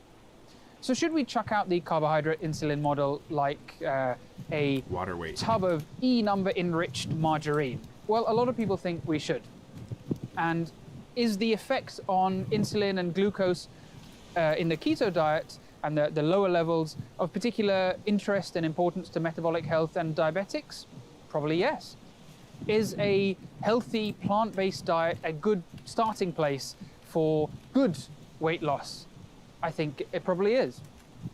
As I said at the start, the most tiresome thing to people who aren't staunchly in one of the different camps is the endless arguments that assume that life is binary and you can only do one diet or the other, and you can't possibly be flexible in your choices. But can't we all just get along? Because there is actually some common ground here. If you look at the food that they served in this trial, there are some pictures on the NIH website. Both groups had meals that look actually really nice. Lots of non-starchy veg and a distinct lack of ultra-processed food. Keto and plant-based diets might seem worlds apart, but are they really? They both emphasize moving away from the standard American diet, which we all know is awful. That's the overwhelming message that emerges from a multitude of trials, including work by this same group. That we can argue till the vegan cows come home about all the different macros and ketones and so on, but the ultra-processed foods like ready meals and cookies and crisps and frankly most things I see in American supermarkets, and I'm not having a go at Americans here, UK is not far behind. We're both significantly worse than in mainland Europe. But foods with long lists of additives, refined carbs, salt and so on, they're the real problem. I read somewhere, don't quote me on this, I probably shouldn't put it in a video, but something like 2/3 of the American diet comes from ultra-processed food, compared to about 5% in Portugal and 8% in France. I think UK was somewhere in the middle, around 30%. So this trial is an important extra data point. By all means, criticize the duration, but people complaining about the sample size are missing the point here. Both groups lost weight. So instead of fighting between belligerent camps, or more importantly, instead of berating yourself for not sticking to a certain diet and messing up your ketosis, or being unable to stick to a diet that your friend Karen promises you is the best one, just try one intervention first. And that's so Airbus, I got tons of from highly raspberries. processed I don't foods know. down I mean, to if as you're close to finding, zero hopefully you're as you finding like can. And I blueberries. appreciate that Because I found the like term just highly processed is gangs also of confusing, and that raspberries. needs a bit of clarification as well. But Whenever people talk about the healthiest populations in the world, in Italy or Japan, none of them are doing extreme restrictive diet. And there's little in common between a lot of these places in terms of what they're actually putting in their food, except there's one thing that is in common. They are mostly natural, good, unprocessed foods. Well, I haven't really thought of a way to end this video, so I'll sign off from sunny East London once again. Apologies for the wind noise, but I thought you'd prefer that to screaming kids.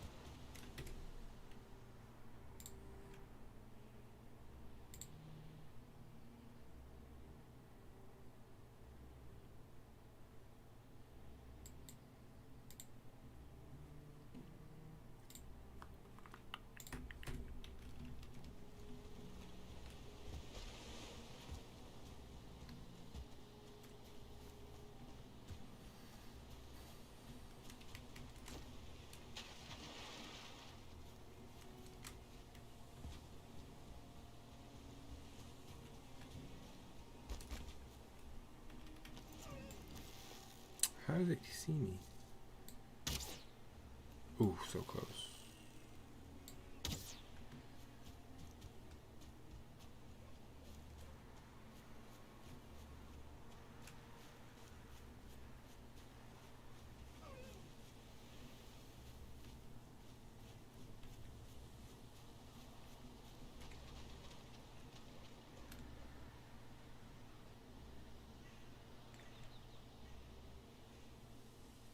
I forgot there's a sneak in this game.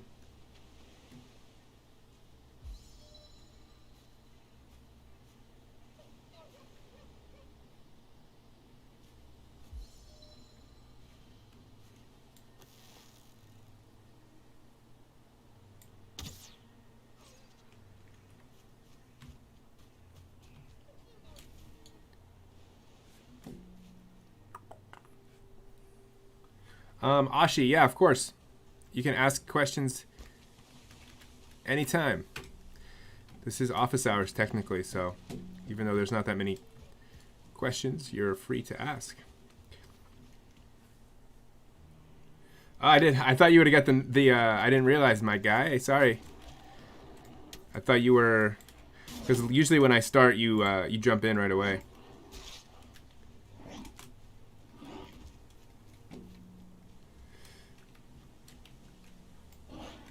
What's up, Srivatsa? How are you? Oh, jeez. My stamina is just really low right now.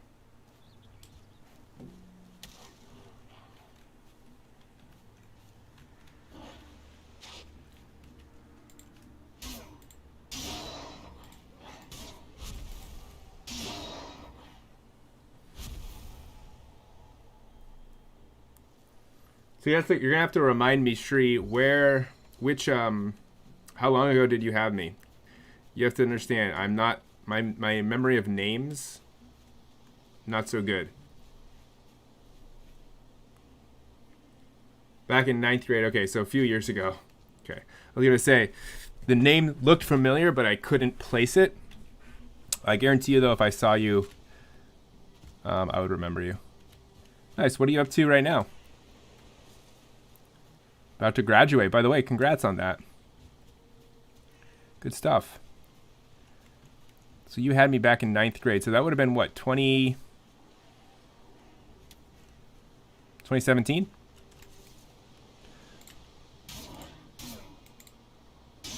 Because that would have been before I think that was before I started doing office hour streams, wasn't it? Did I do office hour streams when I had you? I think I started in 2018.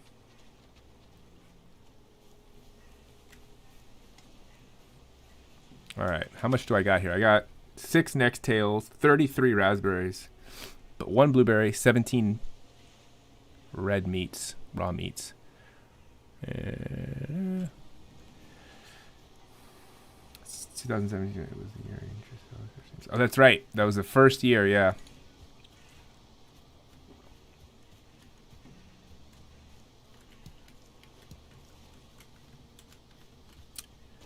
Back in the day.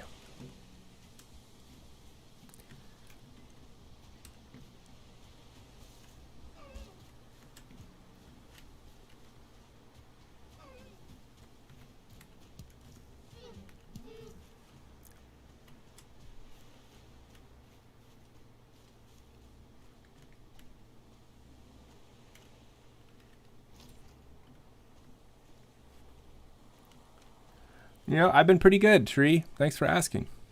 I've this year has been kind of strange, obviously, as we've all experienced. But all things considered, been pretty good. What about yourself? How many raspberries do I have? I have 33.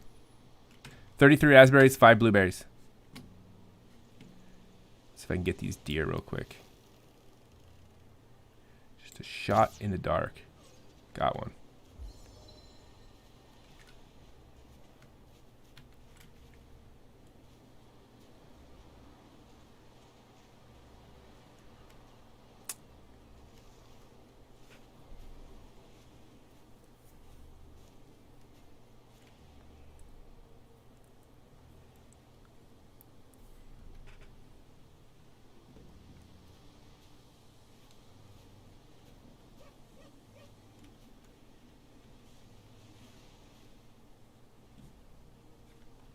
All right, so you're saying, why does Aya not become less reliable in the first 5 days, like as each day goes on?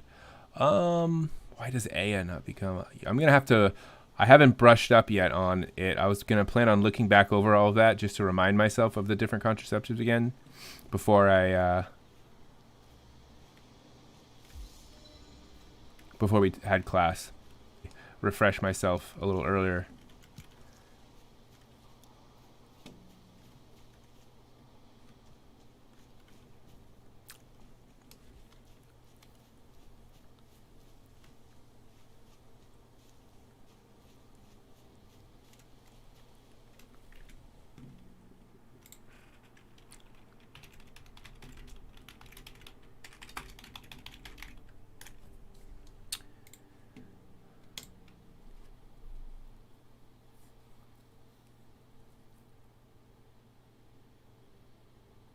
Oh, you moved. You moved to Dublin. Got it.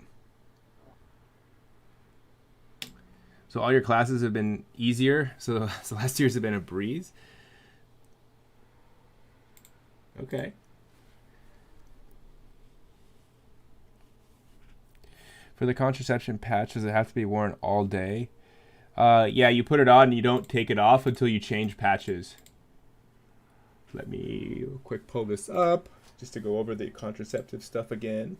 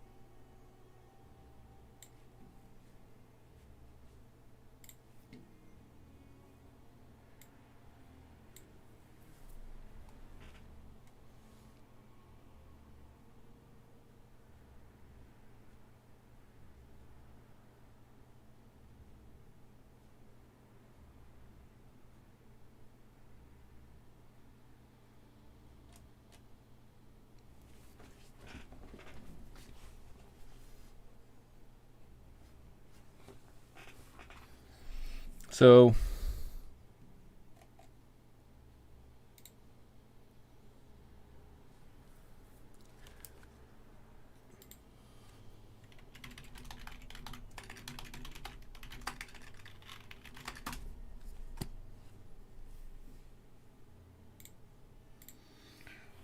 okay.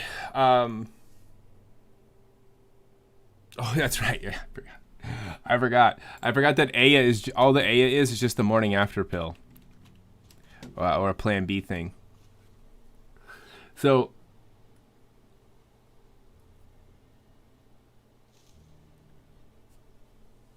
when you say, so your question was,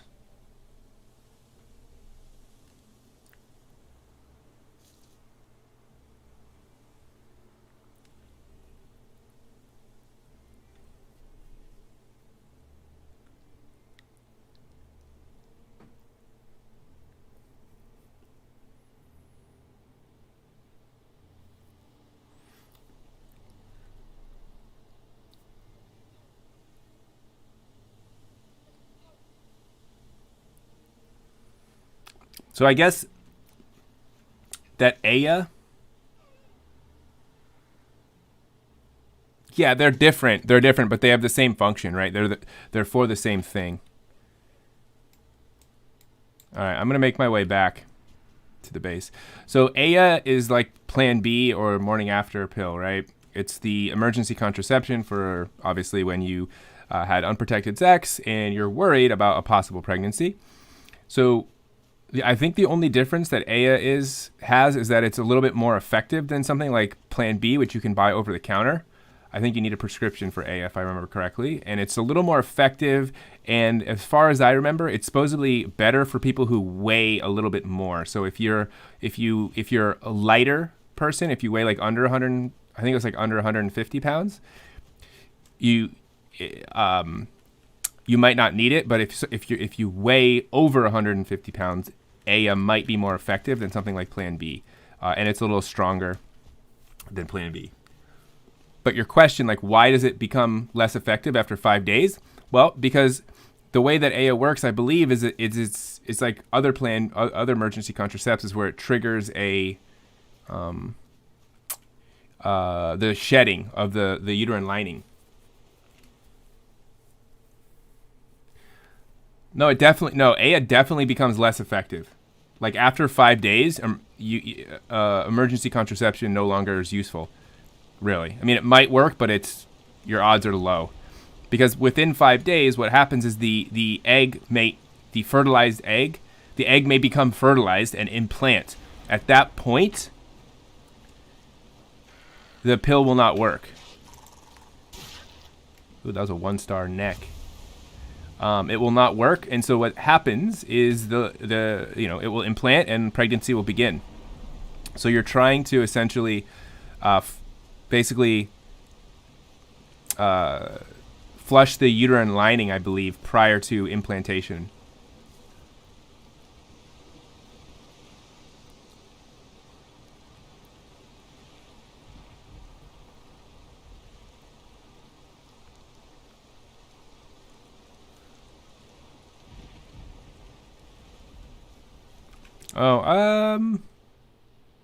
I mean, we can look it up. So if we look at, where's the morning after pill on here?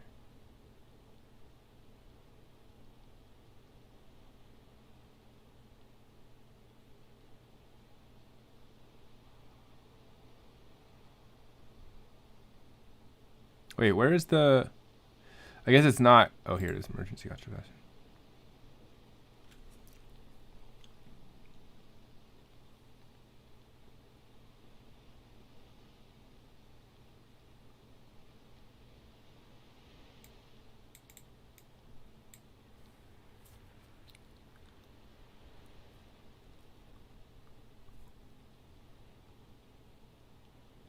So I don't know the reason why Aya seems to be more effective within those 5 days than others.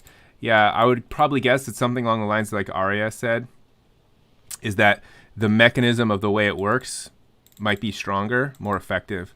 Again, that's something that we would have to look up. You'd have to look up like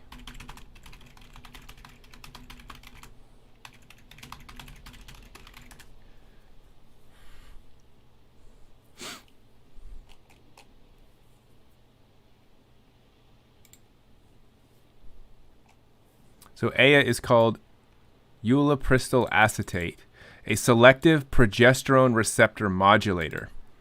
So we've learned a lot about progesterone receptors based off of your questions before.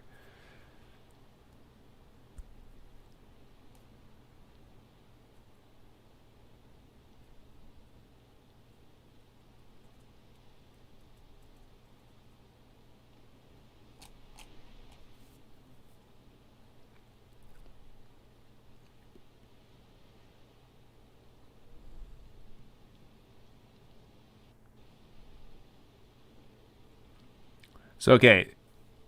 So, Aya, aka ulipristal acetate, exerts its pharmacological activity by binding to the body's progesterone receptors to produce an anti-progesterone contraceptive effect on the ovary by suppressing or delaying ovulation and on the endometrium by decreasing endometrial thickness. These effects vary according to the timing of the drug administration and during the menstrual cycle.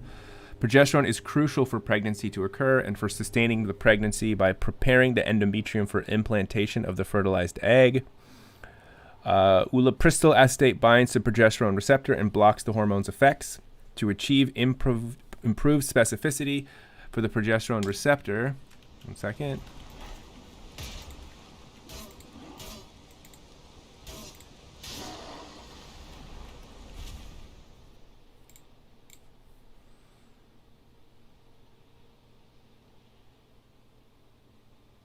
It possesses the ability to inhibit or delay ovulation, ultimately preventing pregnancy within 120 hours of unprotected intercourse or suspected contraceptive failure.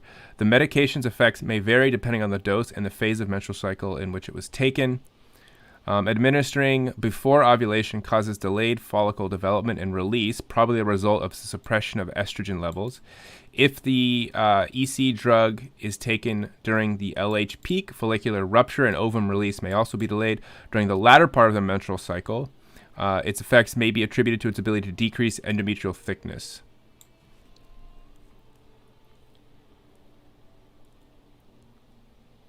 So it's got two effects.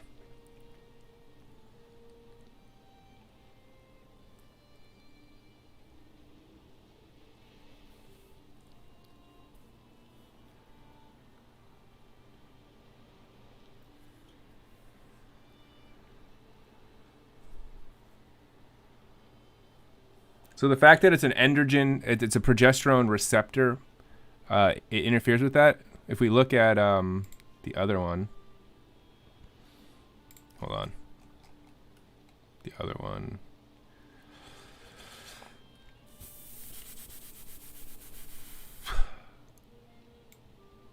This is Plan B.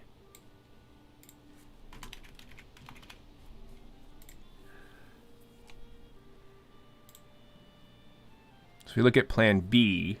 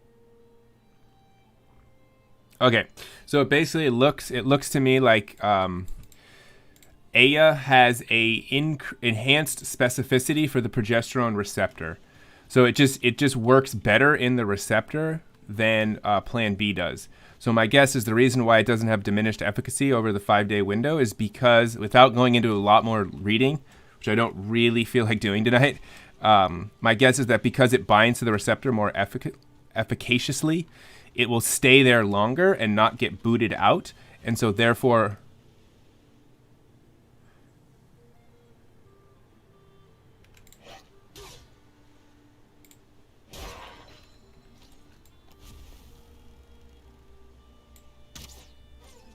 the other one will leave the receptor quicker, which means it's less effective probably. As like the days tick by, more and more of the medication gets kicked out of the receptor. Whereas with Aya, it's stronger and more efficacious, and it sticks in there better, so it probably doesn't leave as quickly, and so it doesn't lose its efficacy over 5 days. Based off what I read briefly there, that would be my guess. Now, I could be wrong, but that seems to be the case because the main difference between the two is just how strong and effective it is at binding to the progesterone receptor.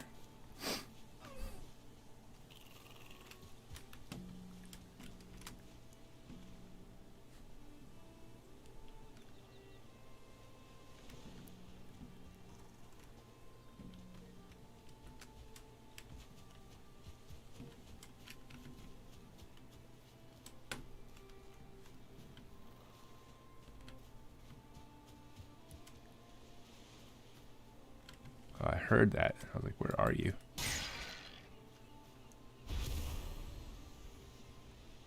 Nothing.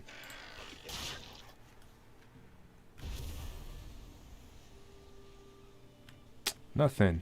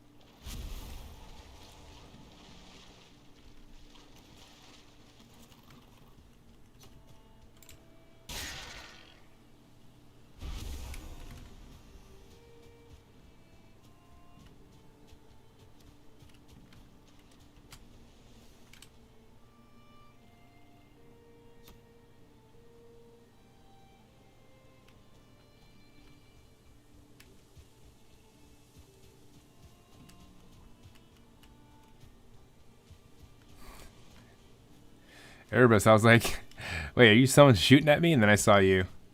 All right, I'm coming back. What else do you need? What up, Mr. Chang?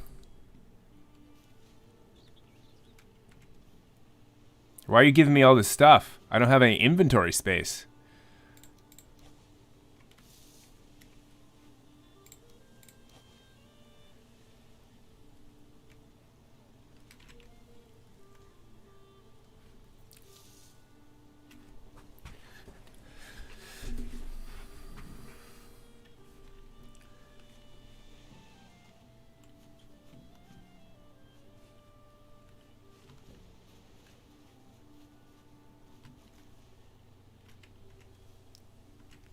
I'm heading back. I don't know. I think it'll be good for me. I'm gonna go back along the coast just to see if there's any more necks here. What was your workout, Mr. Chang? What did you do? Like weights, or did you do cardio?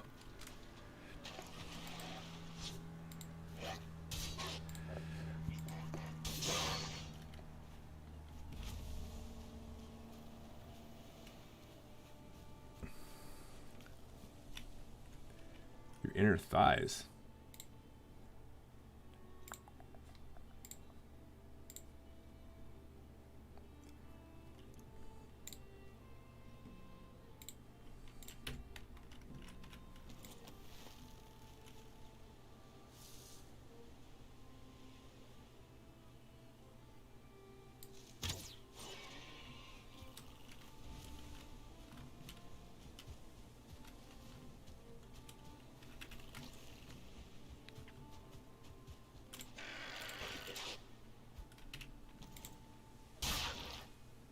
Double kill. That was actually pretty good. I should do that more often.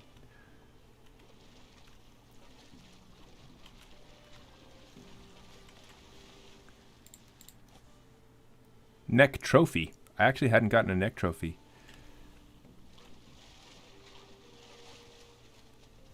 You had burpees, box jumps, cycling, medicine ball drops, sledges, and some other things. Okay, so that's kind of like more of like that looks like a high intensity, high interval, like HIIT training.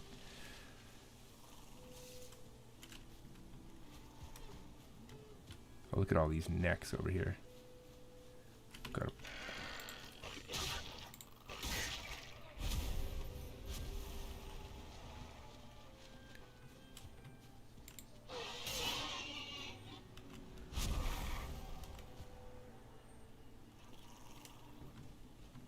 There are tons of them.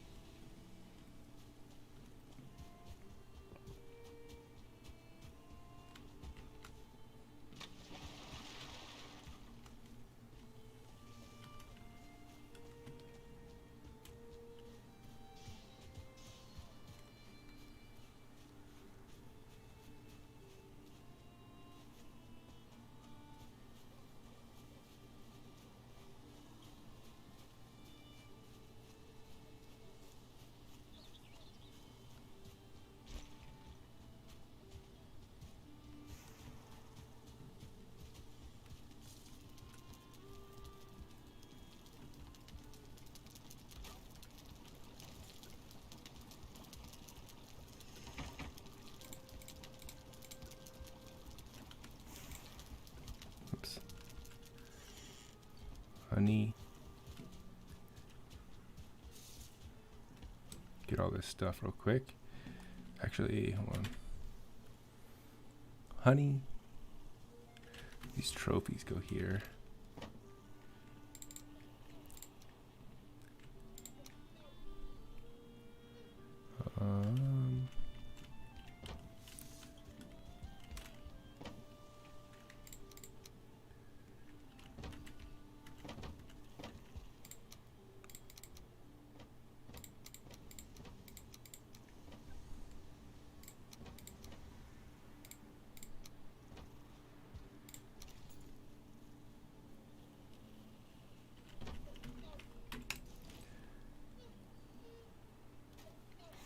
Need a queen bee and 10 wood to make a beehive. I got 2 queen bees. I'm going to add 2 more. I'll put this back real quick. Where's leather here?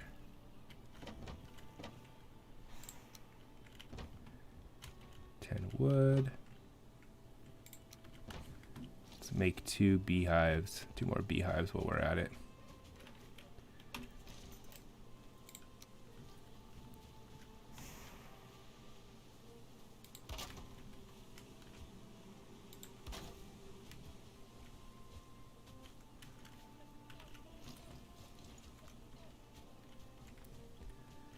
And then take that. All right, let's see what we can make. Got a ton of ingredients. Ooh, nice. I like the way you opened up this balcony. A little view of the lake. It's looking pretty good.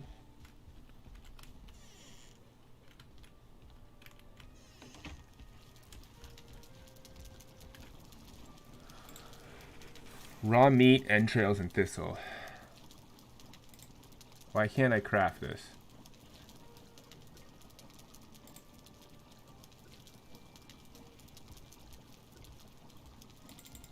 Why is the craft button blocked here? And why can't I craft this? Wait, why can't I craft any of this? Do I need...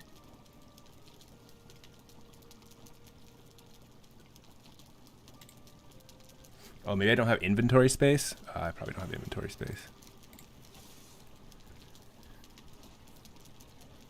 Oh, my inventory's full. That's why I can't craft it.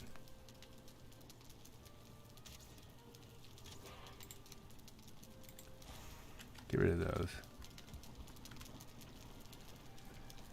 Alright. We're gonna make poison resist potion. Needs to be fermented. So if I put this in the fermenter,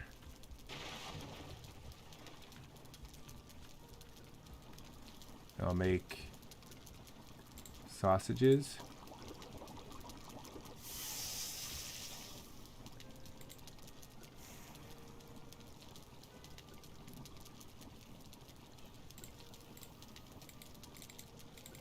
No, my inventory is not full. Oh, you can add them.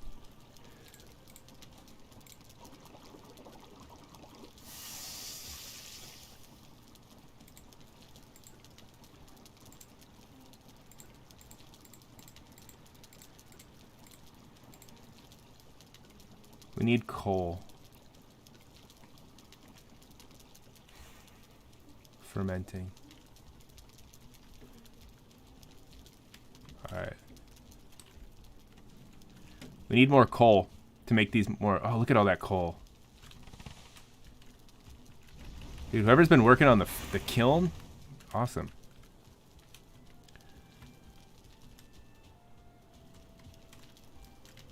What up, Praval? What topics will the temp check be covering? It's going to cover the sexual orientation, gender identity, and expression. And on top of that, it's going to cover the contraception and STIs. Okay, it looks like this can only do one at a time. This fermenter. I wonder if it's worth our time to build a second fermenter on the other side here. We need 5 bronze, 10 resin, and 20 fine wood. But we don't have any copper to make more bronze. I feel like we're out of copper, huh?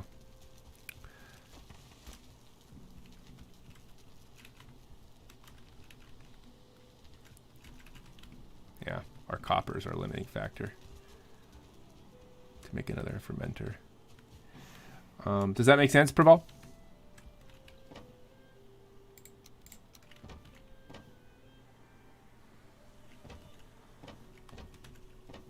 How many questions is it? It's going to be, I believe it's going to be around 10. I may add, I'm not 100% sure, but it'll be somewhere between 10 and 15. Kind of as usual. How long does this fermenter take?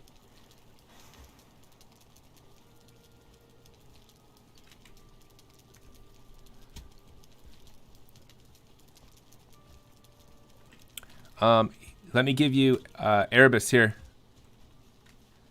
I have some sausages for you. Oh, I just ate one accidentally. Sorry.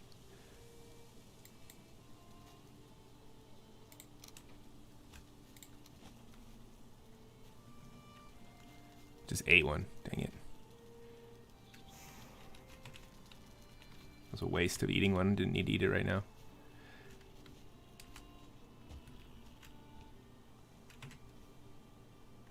So what's the limiting factor? Why can't I make more sausages? I have plenty of meat. What is a sausage? It's entrails. Oh no, where do we get entrails from? Entrails and thistle. Entrails, where's the entrails? Where did these, what drops the entrails?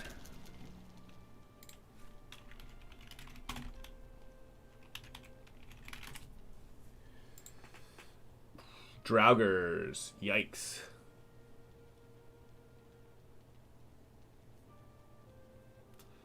Okay. So it looks like we have to actually get more entrails from the swamp biome. Also, can I just do this? Like, I ask you questions, and if you don't know it, then yeah, you can do that, because I feel like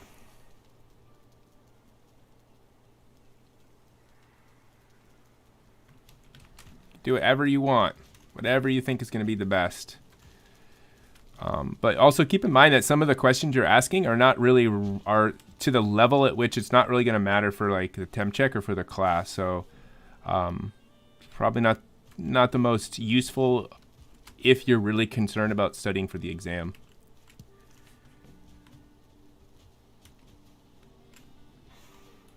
So we got. I'm gonna wait to see if this fermenter, when this thing ends.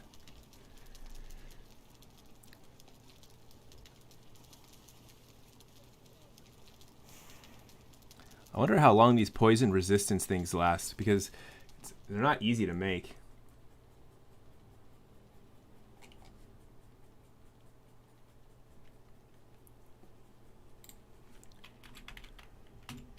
Poison resistance mead. Reduces poison damage by 75%. That's pretty good. And it lasts for 10 minutes only.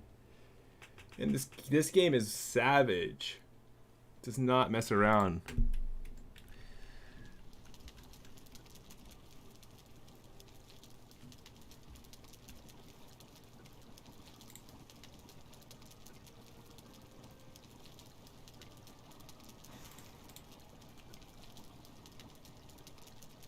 All right, we'll make some more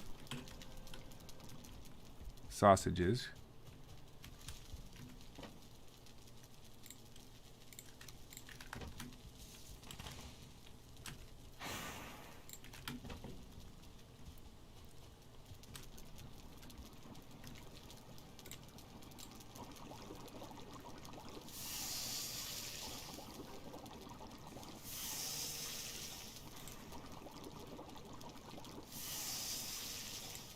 Queen's jam.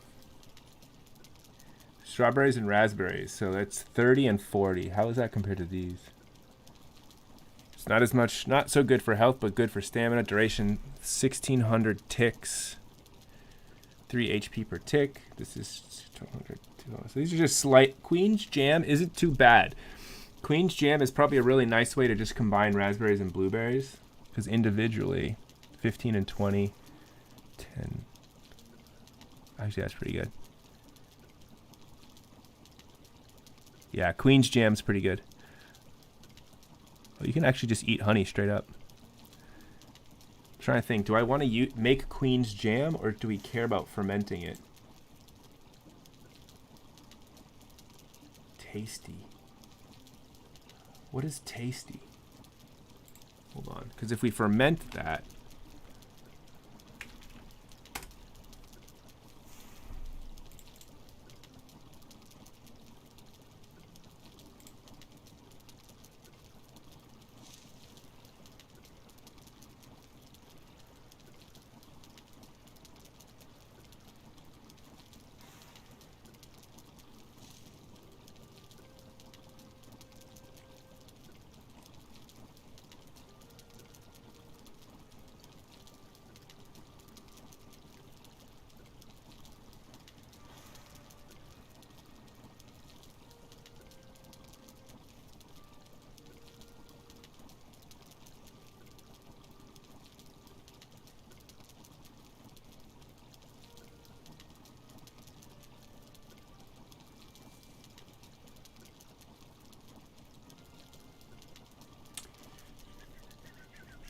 all right, your first question is probably basic, but how do birth control rings and hormonal IUDs work to actually release the hormones? I literally think they're just in contact with your blood vessels, and the hormones release from the actual material. Like, I believe the material leaches the hormones out of them. Like, the material is actually, like, the hormones are actually inside of them. That's my understanding, but I could be...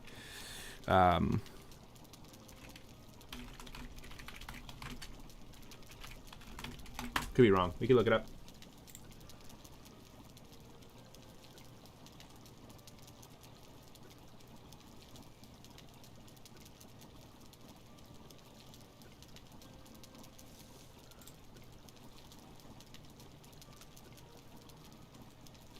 What up, Emma? Hello, hello. How are you? I know a few different Emmas, so I'm not 100% sure which Emma you are.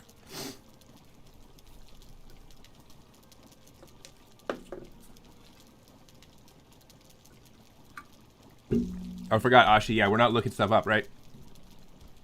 So if you ask me the question, I'll give you my best answer. If I'm confident, I'll say I know this for sure. If I'm like unsure, but I think I know, I'll tell you, and then you can decide whether or not you want to research it.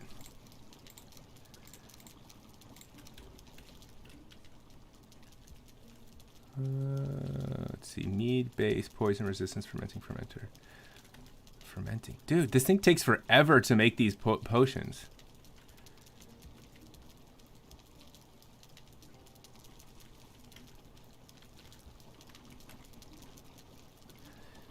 Will it cover contraception? Are you talking about the temp check? The answer is yes. The temp check will.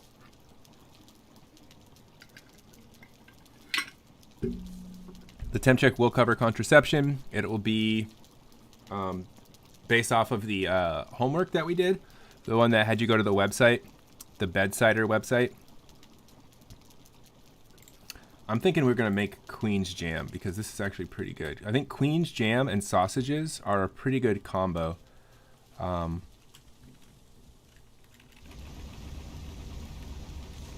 far as food goes.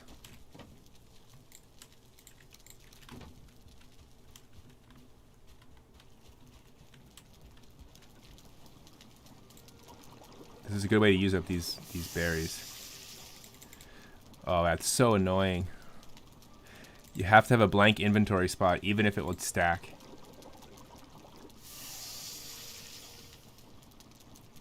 Will we be tested on contraception details?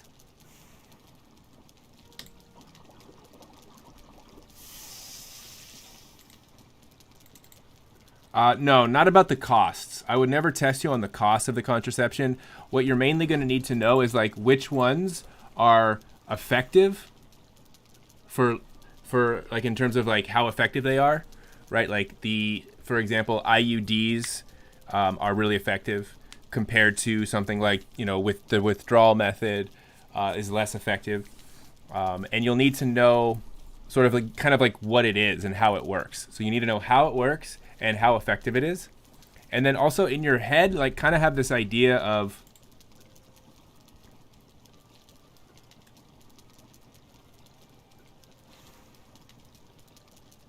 oh, it actually makes a lot of jam. Kind of have this idea of like classification. So the contraceptives that are the most effective are the ones where you don't have to remember to do anything, and there's no like possibility of making a mistake when you use it. So for example, like IUDs, intrauterine devices, are really effective because one, you don't have to remember to do anything because it's already inside you, and two, you can't mess up using it because it was placed in there by a doctor and there's nothing you need to do. Whereas something like a condom, it's possible to mess up because you could use it incorrectly, right? You could put it on wrong, it could break, etc. It could slip off. So kind of think of it in that regard too.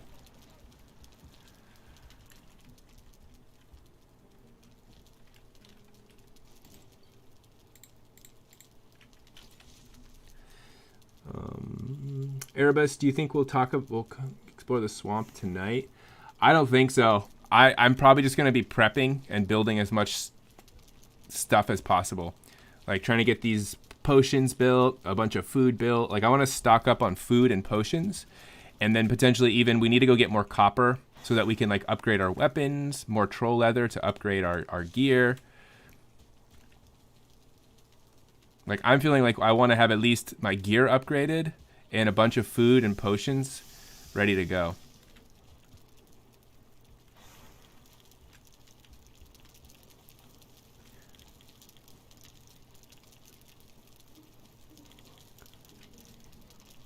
I'm gonna build a Abhinav. It has been a while. Nice to see you, man. How are you? All right, let's go ahead and store some of this stuff over here.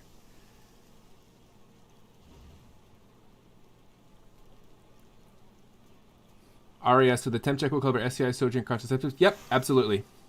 That is true, Aria. That will cover those things.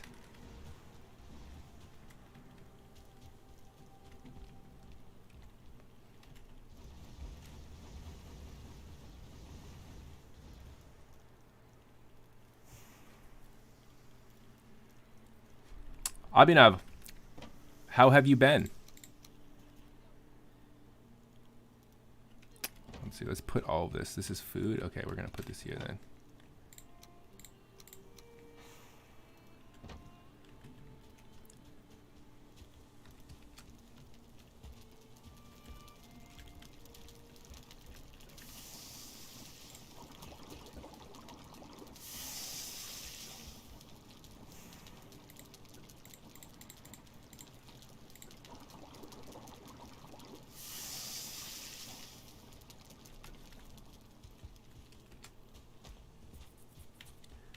Yeah, sorry, I'm looking at the Restream chat, Ashi, and not the Twitch chat, so I can't tell what's censored. Got jam, we got sausages. Cooked meat. Cooked meat is 40-30. Dude, the sausages are better than the cooked meat by a lot, actually. So I'm going to save some of that raw meat to make sausages. But we need a lot of entrails. So what I'm going to do is actually, you know what? I'm going to cook some more of this meat because we can still use it. Because we can have like cooked meat, sausage, and jam. That could be our 3 stack.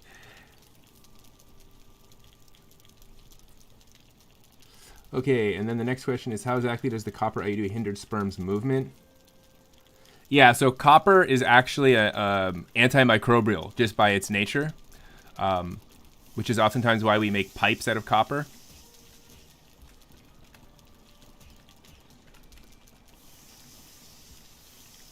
And then secondly, it acts as like a physical barrier. So it literally, the sperm have to swim past this copper bar, right? And that just physically blocks them from moving up through the cervix into the uterus. So it's a physical block as well as copper like can kill them just, you know, chemically.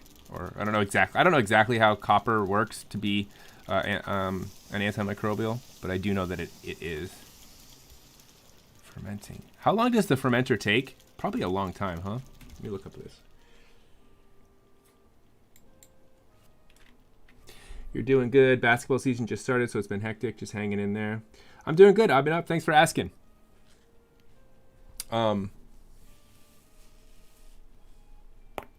Things have been going good for me. I mean, not much to really report. I'm working on creating a new science class for the district. The class is going to be called Science and Society. So hopefully that's going to go well. We started it earlier this semester. The class is having a lot of things in it that I think is going to be really cool. And so I'm hoping that it'll be offered at Monte Vista at some point, but we don't know. So that's been good. I got a dog. I don't know if you were here. I got a puppy. And so that's been really cool.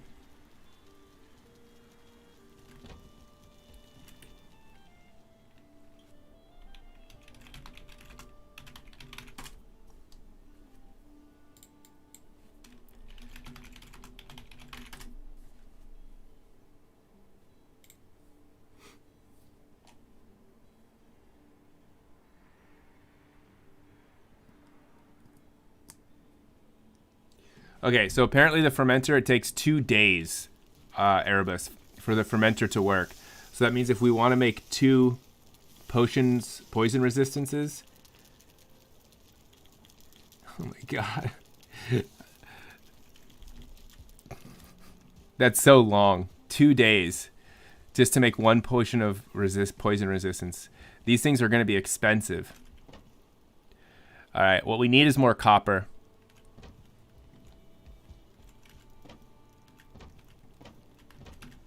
So what does that mean? I'm going to go ahead and put these in here, put these in here. This is food, goes over here. 2 in-game days. That's true, but even that's still a little bit of time, you know?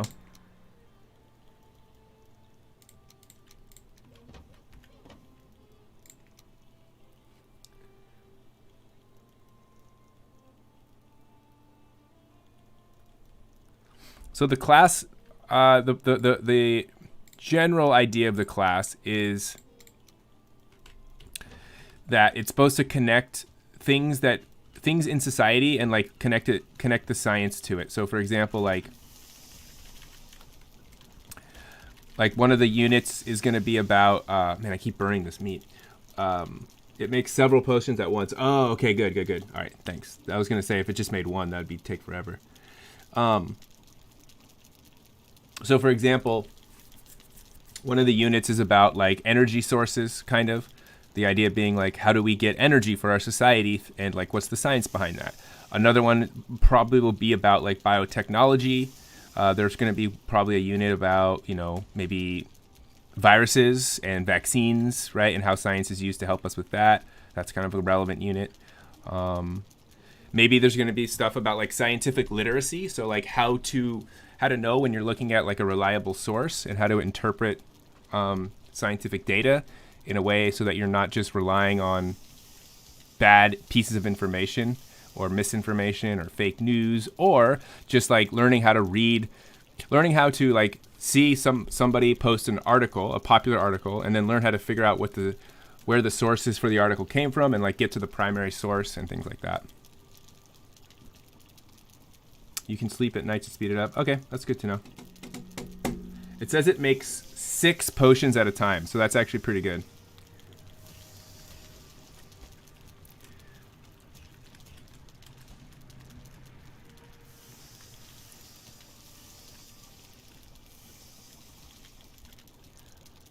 Let them use 8 of this. Okay. 17. And I also have one more potion resistance mead base that we can put in there. Once that one's done fermenting, which will take a while.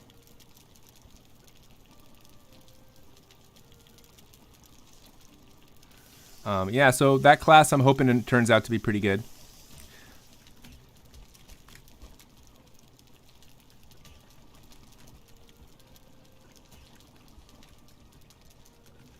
We don't have a high enough crafting bench level to upgrade the armor. All right, well, we can upgrade our crafting bench. Wait, where's the crafting bench that we're all using that has like all the upgrades on it? Like, where's our best crafting bench? Actually, you know what? Maybe this is a crafting bench. I'm gonna grab some wood. I gotta put roofs over these crafting benches.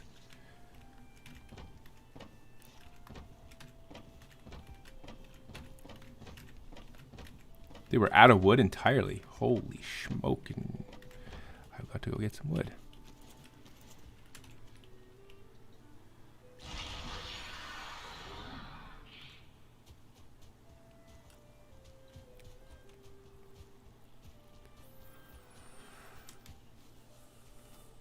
All right, later, Erebus.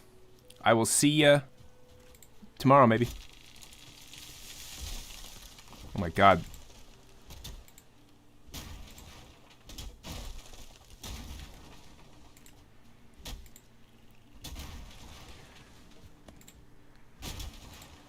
Dude, this elder power is so nice for chopping wood.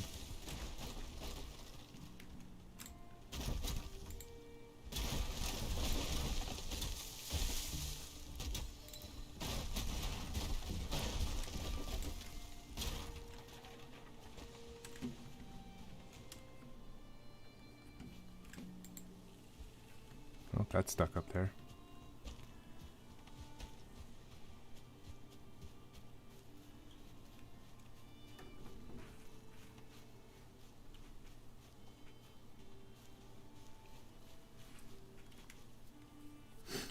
Ashi, with HSV1 and HSV2, why is it that one could be both genital and oral? And like, what are more similarities or differences between them?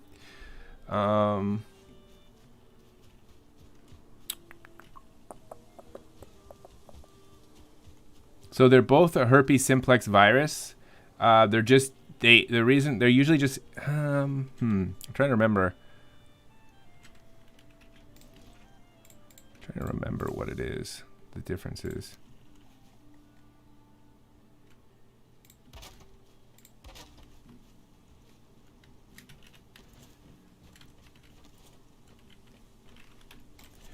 All right, let's see if we can upgrade this crafting bench real quick. Need a flint.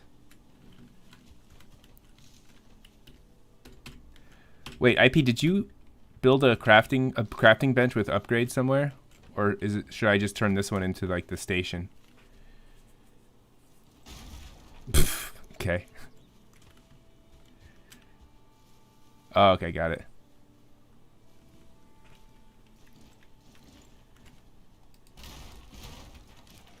So HSV1 and HSV2. Oh, perfect. Okay.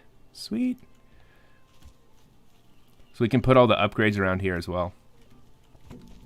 Sounds good. Yeah, no, I agree. Yep, I think so too. That's nice. So do the crafting here. We have our smelting and blacksmithing over here. Our storage over there. Our portals over there. This garden is bad because there's no seeds. Honey over here. Yeah. What mats do you need? Flint? Wait, did you look up? Wait, what did you do with all the chests? I had all the chests that were up in my house. Did you restore all that stuff? I thought I had a bunch of stuff in there, like flint and stuff. Okay. All right. Yeah, well, if you can't find it. So, Emma, this game is called Valheim. And it's basically a... yeah, it's kind of like Abhinav said. If you ever played Minecraft, it's kind of like Minecraft, but just a lot more hardcore. Less cartoony. The graphics are a little bit more realistic. The gameplay is a lot harder and a little bit more complex. It doesn't have as much of the building, like the... doesn't have... there's a lot of differences between the two, but I guess that's the easiest way to describe it. It's an RPG, survival RPG, basically.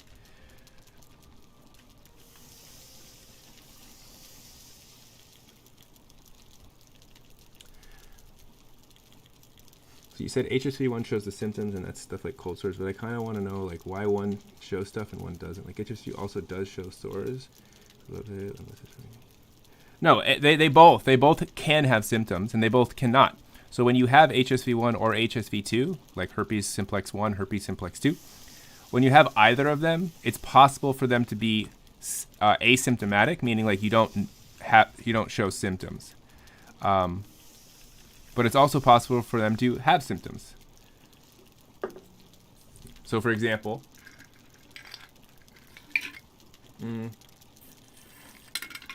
you might have cold sores on your lip, which would be the symptoms of HSV1.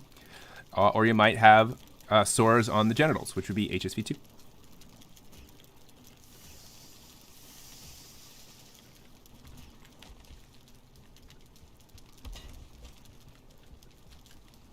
Ooh, laying down the furs. Wait, can you mount trophies in this game? Like all those trophies we can make like a hunting room with just literal trophy heads everywhere. A little hunting lodge.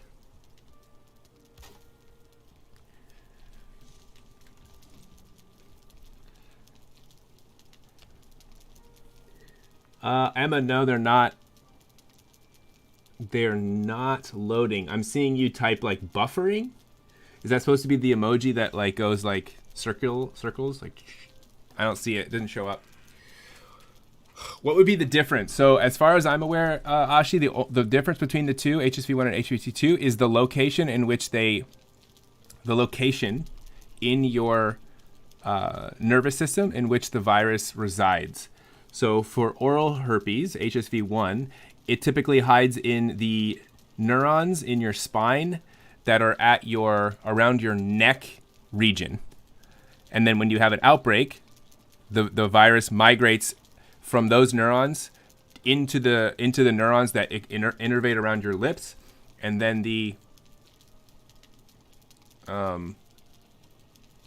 sore appears on your lips. For genital herpes, it is usually in the neurons at the base of your spine, and then when you have an outbreak, the virus migrates from those neurons down to the neurons that are near your genitals, and then it ruptures out of the neuron and causes a lesion in the genital region, right?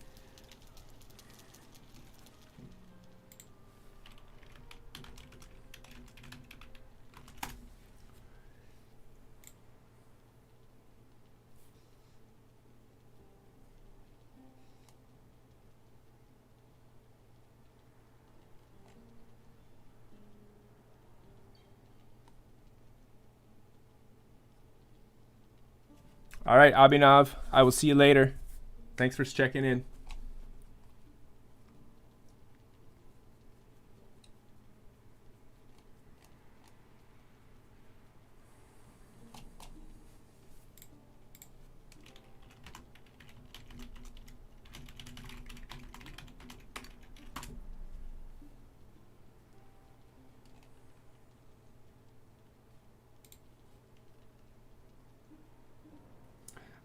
But in class you said it could be both. Yeah, it's possible for HSV1 to appear in both places and HSV2. It's just not common.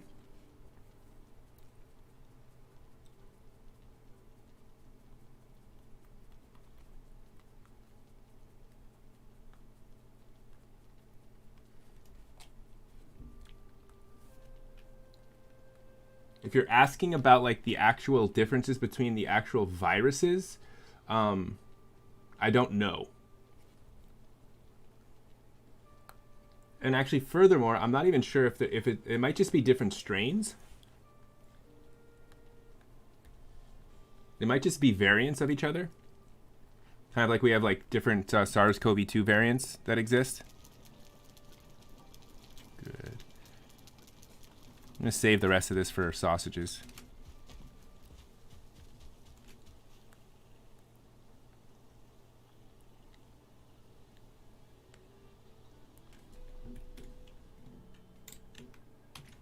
Maybe check this article, Ashi. Might have some info.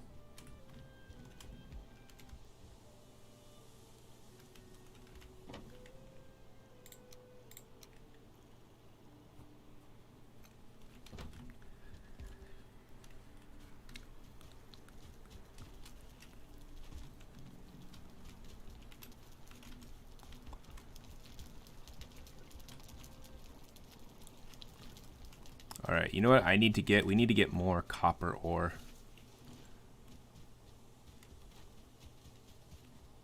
I'm going copper mining. That's the swamp.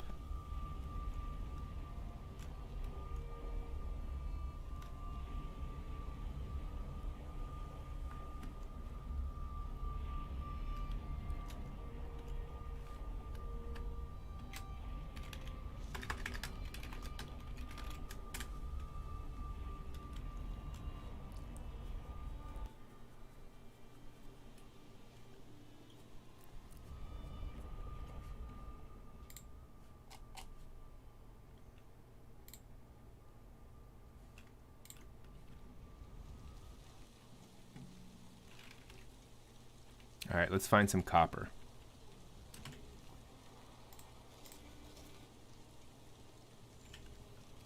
Of course, I didn't clear my inventory. We don't need that, we don't need that, we don't need that.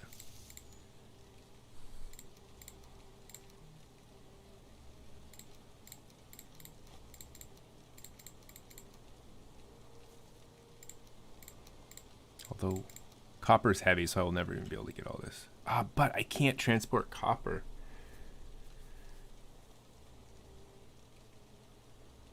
So how am I going to do this?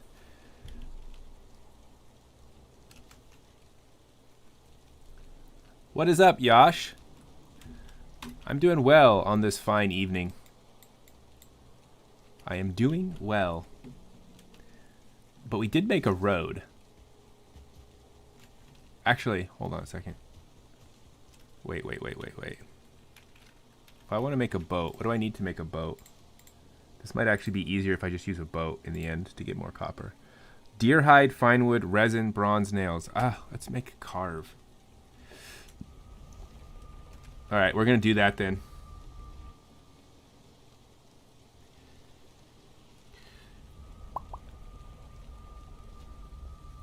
So, the one that you said, I'm going to go see if we have it still. So that boat. All right, Arya, have a good night.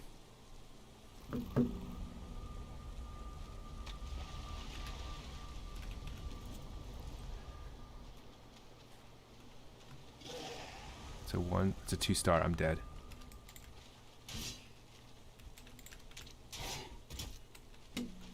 Lord have mercy. Dude, this swamp is no joke. Have I tried City Fish before? The restaurant? It sounds familiar. I think I may have, yes.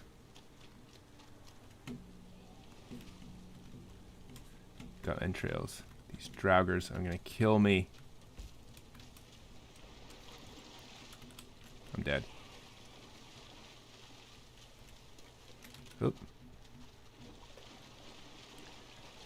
Right behind MV, City Fish. Yes, I have. I tried it once, I believe. I'm trying to remember if I liked it or not.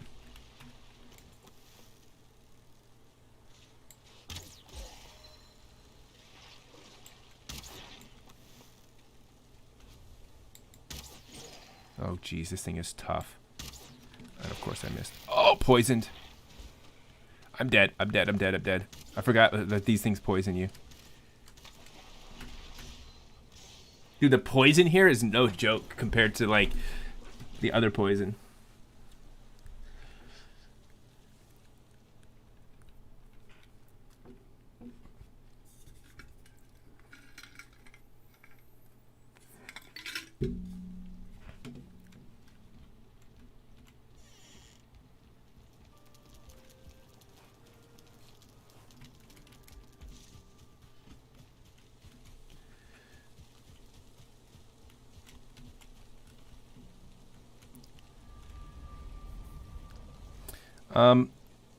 So, IP, is there a way for a boat to disappear randomly? Like, because the boat that I parked here seems to be gone.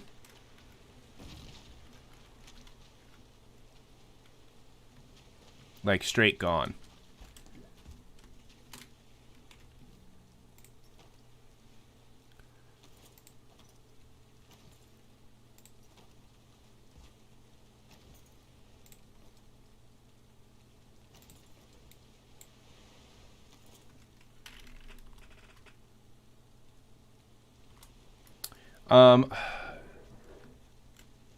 So I came in, I believe I came in over here somewhere. Like somewhere around here. Maybe right there? I feel like I pulled in. Maybe I didn't pull in here. Because this looks too low for me to have gone in.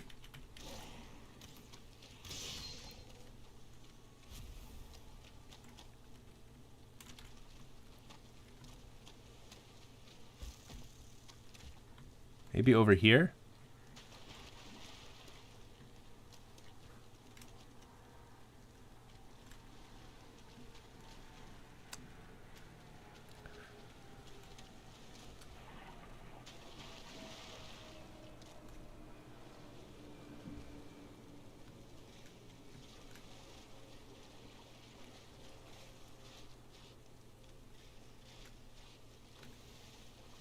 No, it can't be this far down.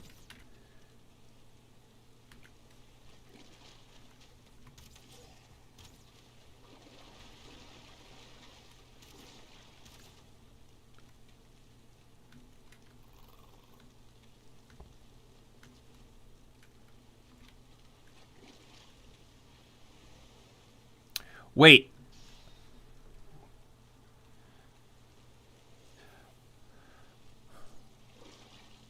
Wait, IP, did you ever make any bronze nails? At any point? Because I haven't. What's up, T-Chili? No, okay. So there's 80 bronze nails in one of the chests. I wonder if Erebus picked up the mats from the broken boat and put them in the storage. Because I doubt he would have just randomly made 80 bronze nails exactly, which is what's required for the boat, right? So we probably have the mats back there anyway, so we can just go ahead and see if we can rebuild it. I'm going to head back then.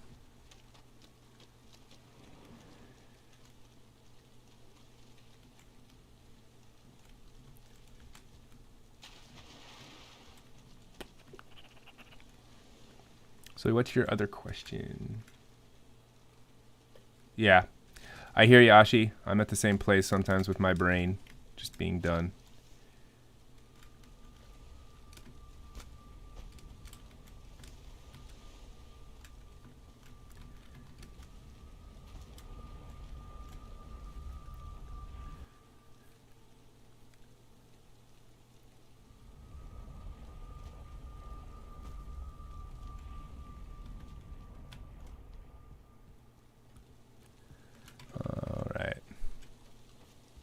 So I think it's in like one of these bottom bins, yeah? Did you grab them?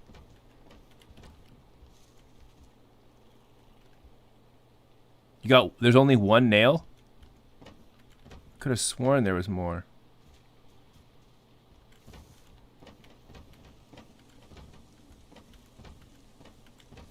Wait, how would there only be one nail?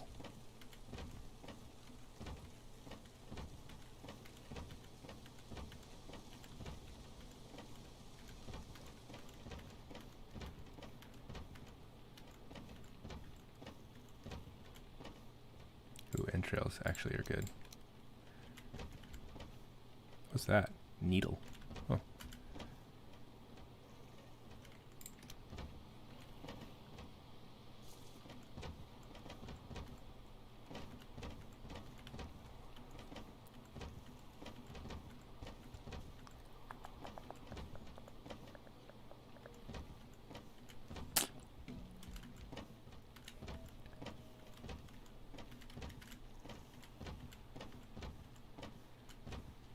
Well, let me go double check. How many nails do you make when you craft something?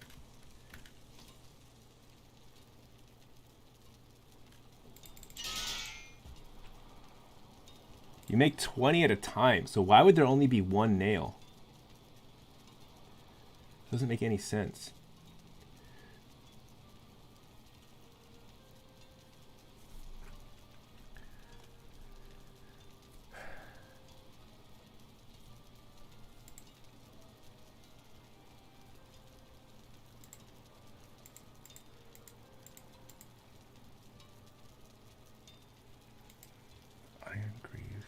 Dang, this iron stuff looks pretty good too.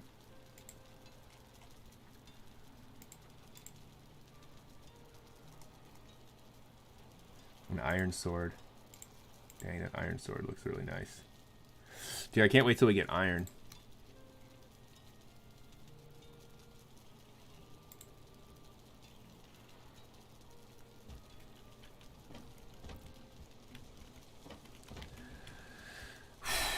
Shoot, how did we end up with this? So that means the boat got destroyed and the nails were not recovered unless Erebus has them on him.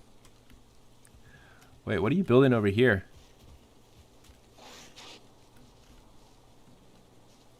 Oh, a little farm. Got it.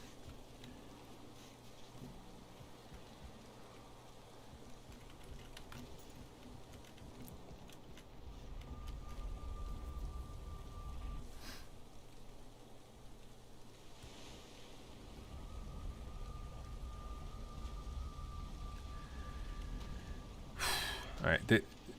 So items don't despawn, right? When they drop. So if no one's picked them up, they should still be wherever they ended up.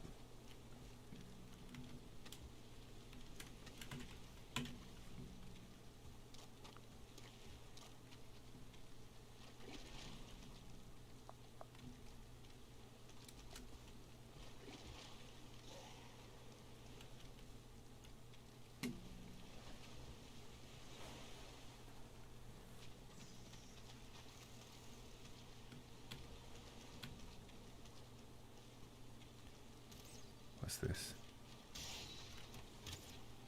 Ooze.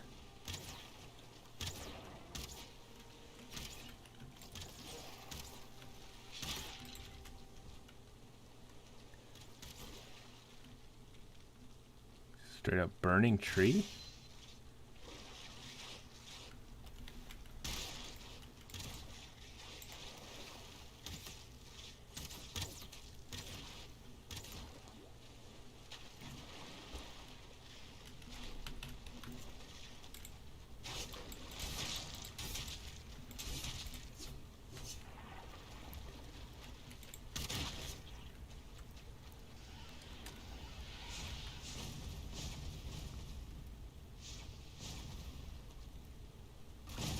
Oh!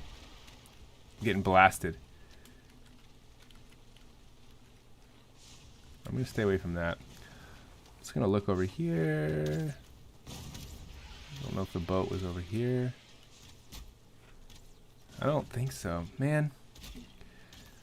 The only other thing I can think of is if the boat drifted out back out to sea. Some way.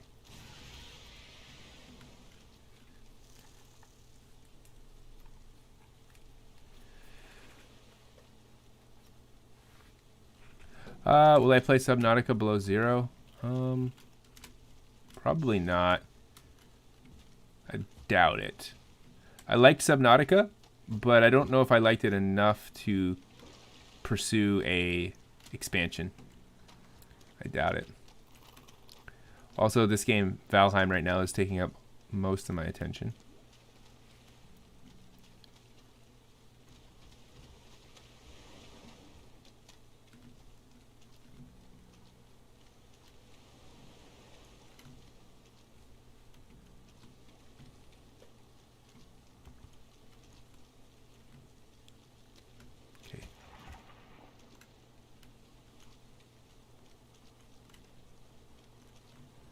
It's a new game? Okay. Well, I mean, either way, like the idea of the game, stones, being sort of in the same vein as Subnautica, probably I'm gonna. Oh, jeez.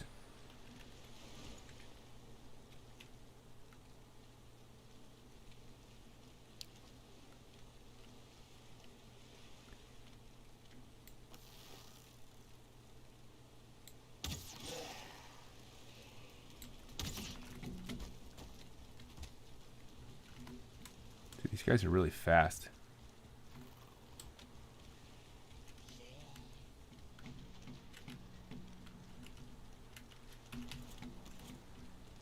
Of course, they didn't run away.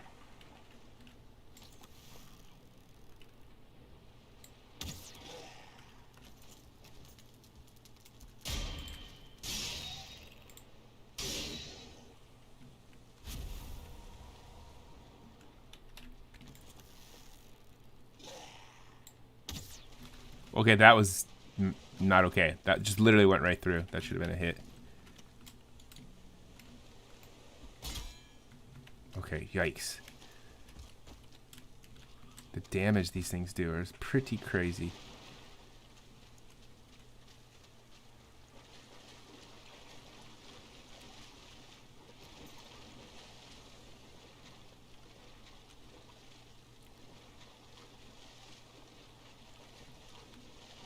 Alright, I don't know what happened to the boat.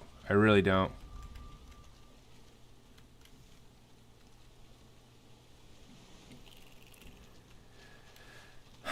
Man.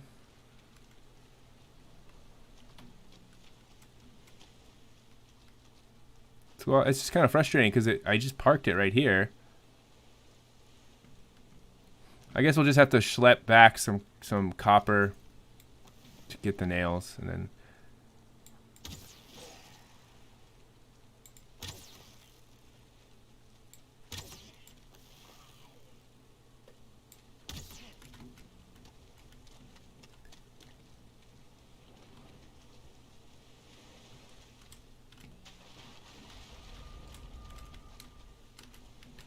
I mean, I guess he could have sailed it He didn't say that though. No, because we were looking for the boat together yesterday before we were like, it's too risky for us to keep looking. So he would have said something at that point. I mean, he might have picked up the nails and they might just be on him. But we won't know until he comes back on.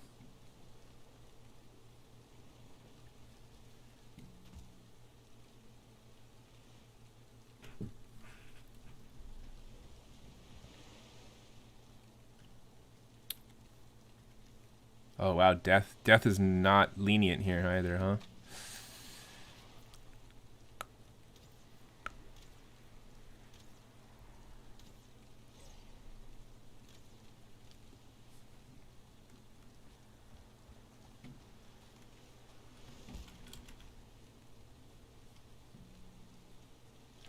Yeah.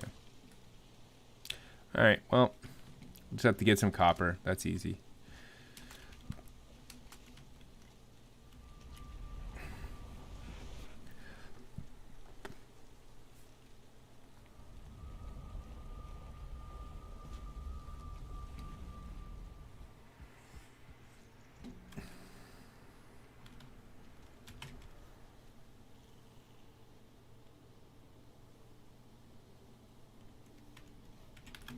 Ooh, but I can make some more sausages now. That's actually pretty good.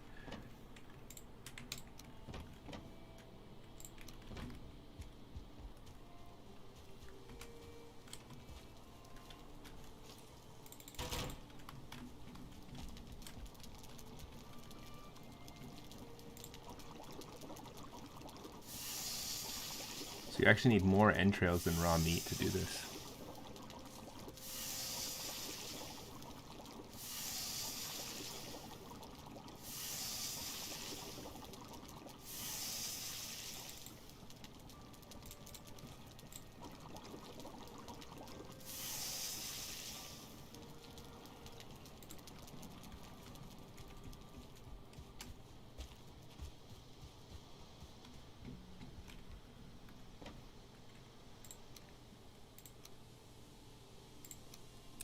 Can make one more sausage.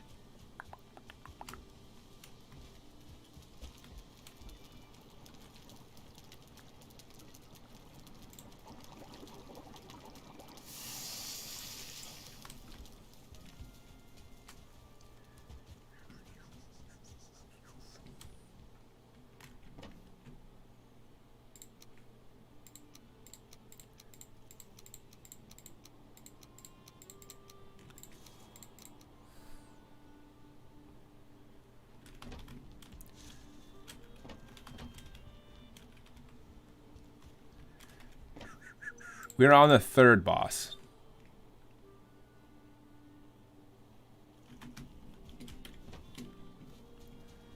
So I don't know. We already did the first two. We're on three of 5.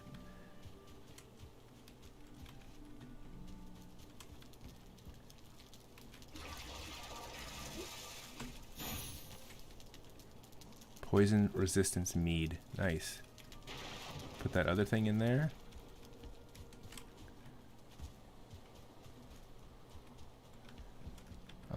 Where should this poison resistance go?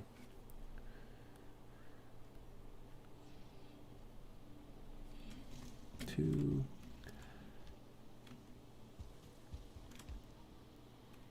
Maybe I'll just put it in with the next to the food. Let's do food and potions.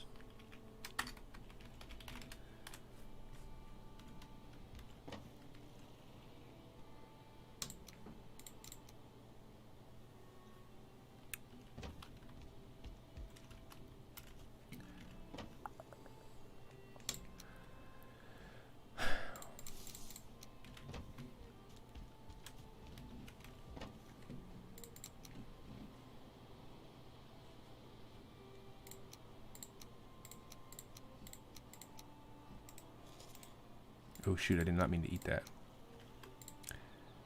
That was a mistake.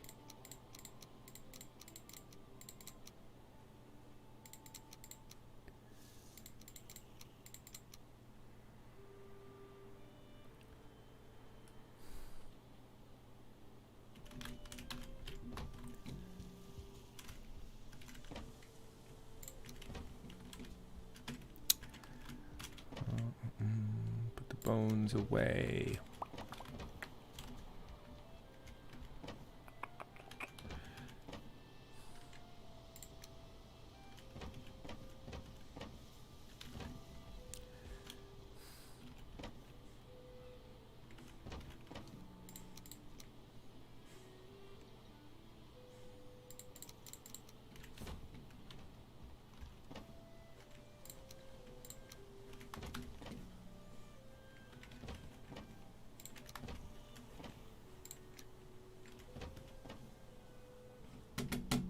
All right, Ashi, have a good one.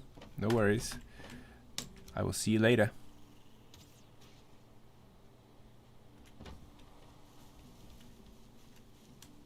All right. Okay, I don't really need this stone axe. I don't really use that. These are all good.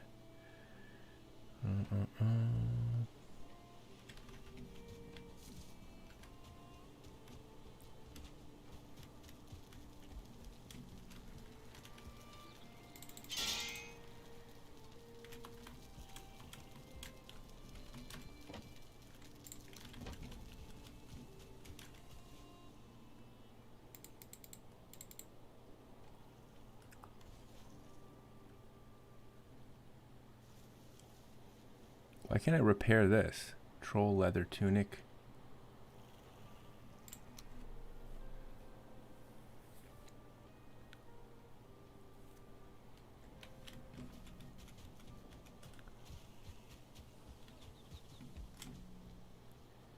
We need 1 bronze.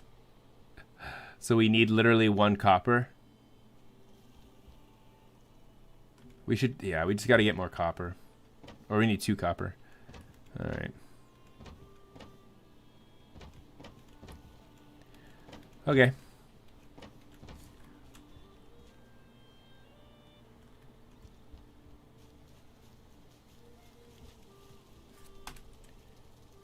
Oh, that's true. Yeah. I wonder what he does have. Let's go double check.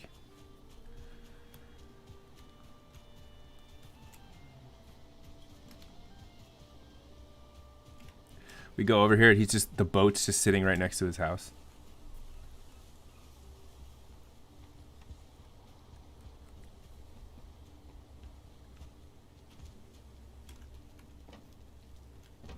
Armor. He has 1 bronze and 4 copper.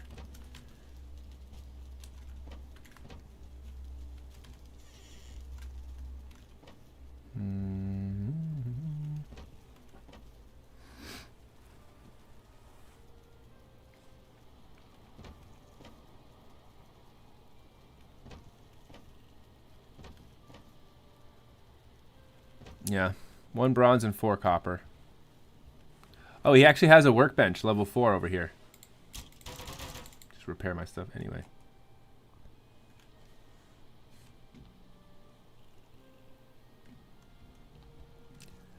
Dang, he's got a lot of chests. 6 copper. Yeah. He'll definitely have enough, what's that? Bark. He'll definitely have enough for us to Wait, how many nails do we need? Hold on. For a boat? We need 80 nails. And wait, we need 80 nails, and then each one. How many nails can you make with 1 bronze?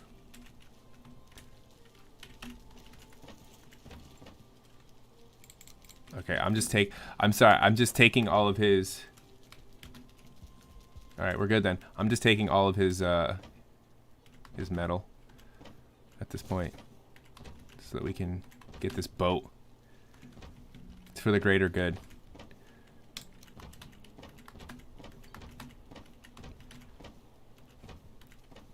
Forgive me, Erebus, for going through your stuff.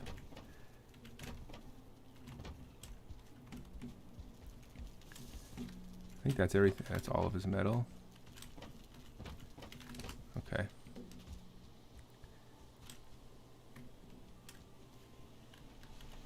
Oh, feathers. All right.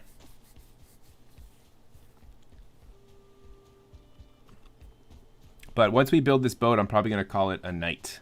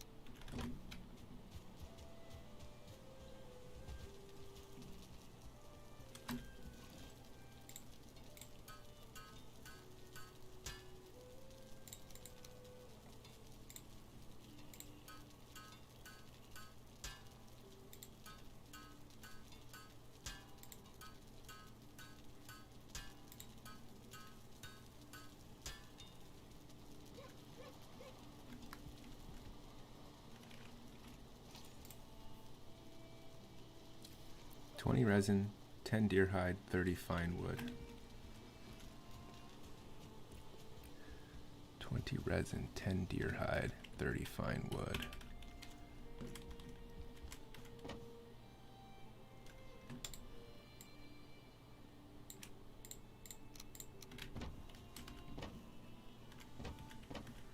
Might have to go get more fine wood. Yeah. Wait, what's that? Core wood.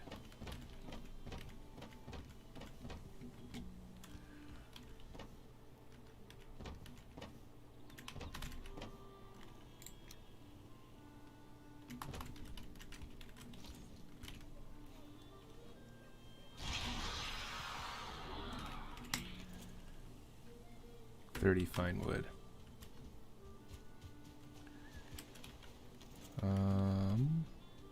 Where do we find some of this?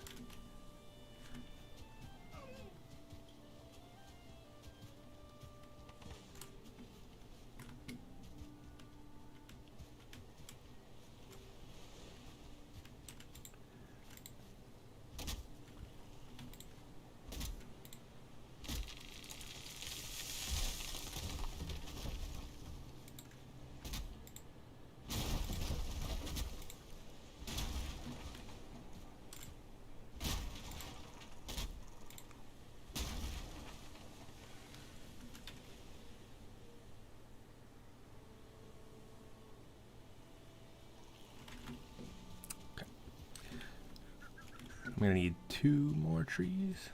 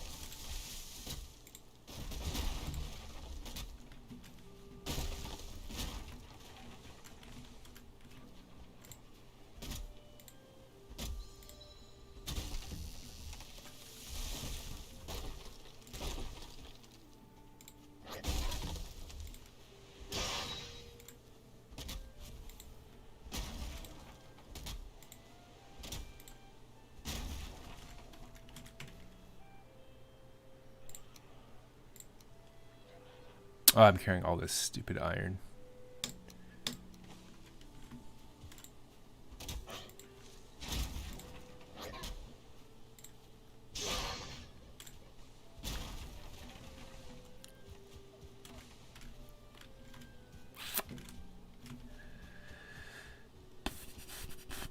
Okay.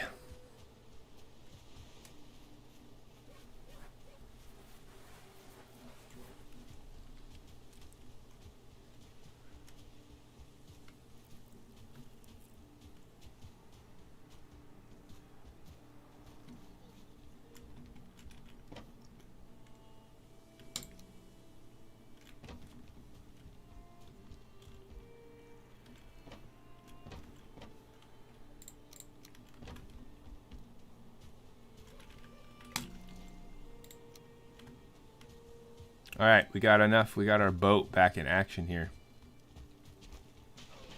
I'm gonna put this thing, I guess, over here.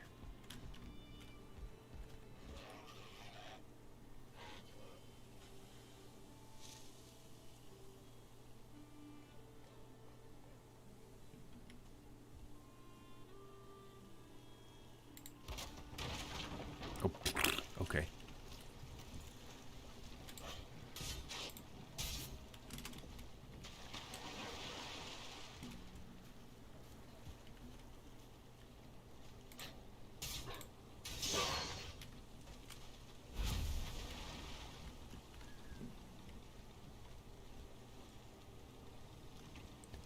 So will that boat just stay there? It won't like get like dragged out to sea randomly? You don't have to anchor it or anything? Okay. All right. Cool. I think that's good for me. I think I'm going to call it a night on that note.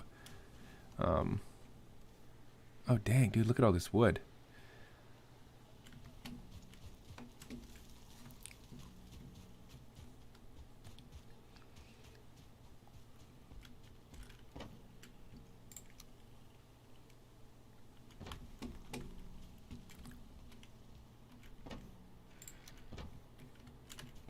Trophies, put that in there.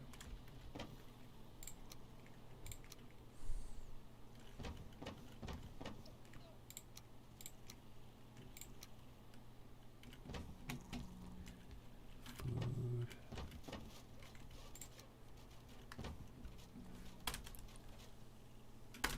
The pigs disappeared?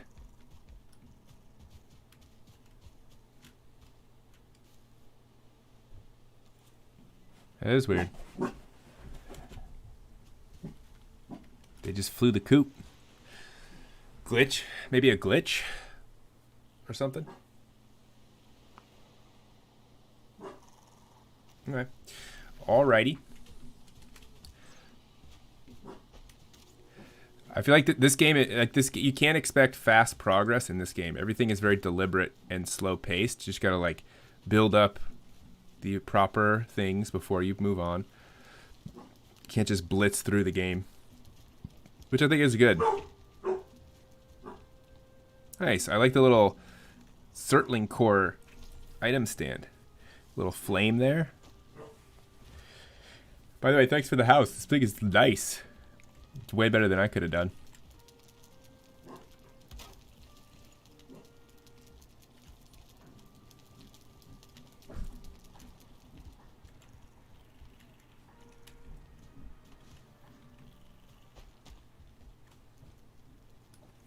Okay, we'll expand. We'll get the permits and leave room in the budget for it. But I'm calling it a night. Later, IP. Have a good one. Bye, Yash. See you later.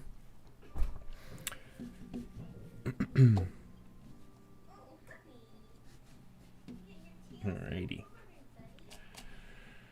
Quit the game.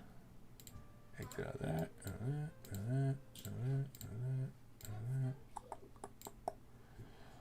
All right, everybody. Have a good night. I will see you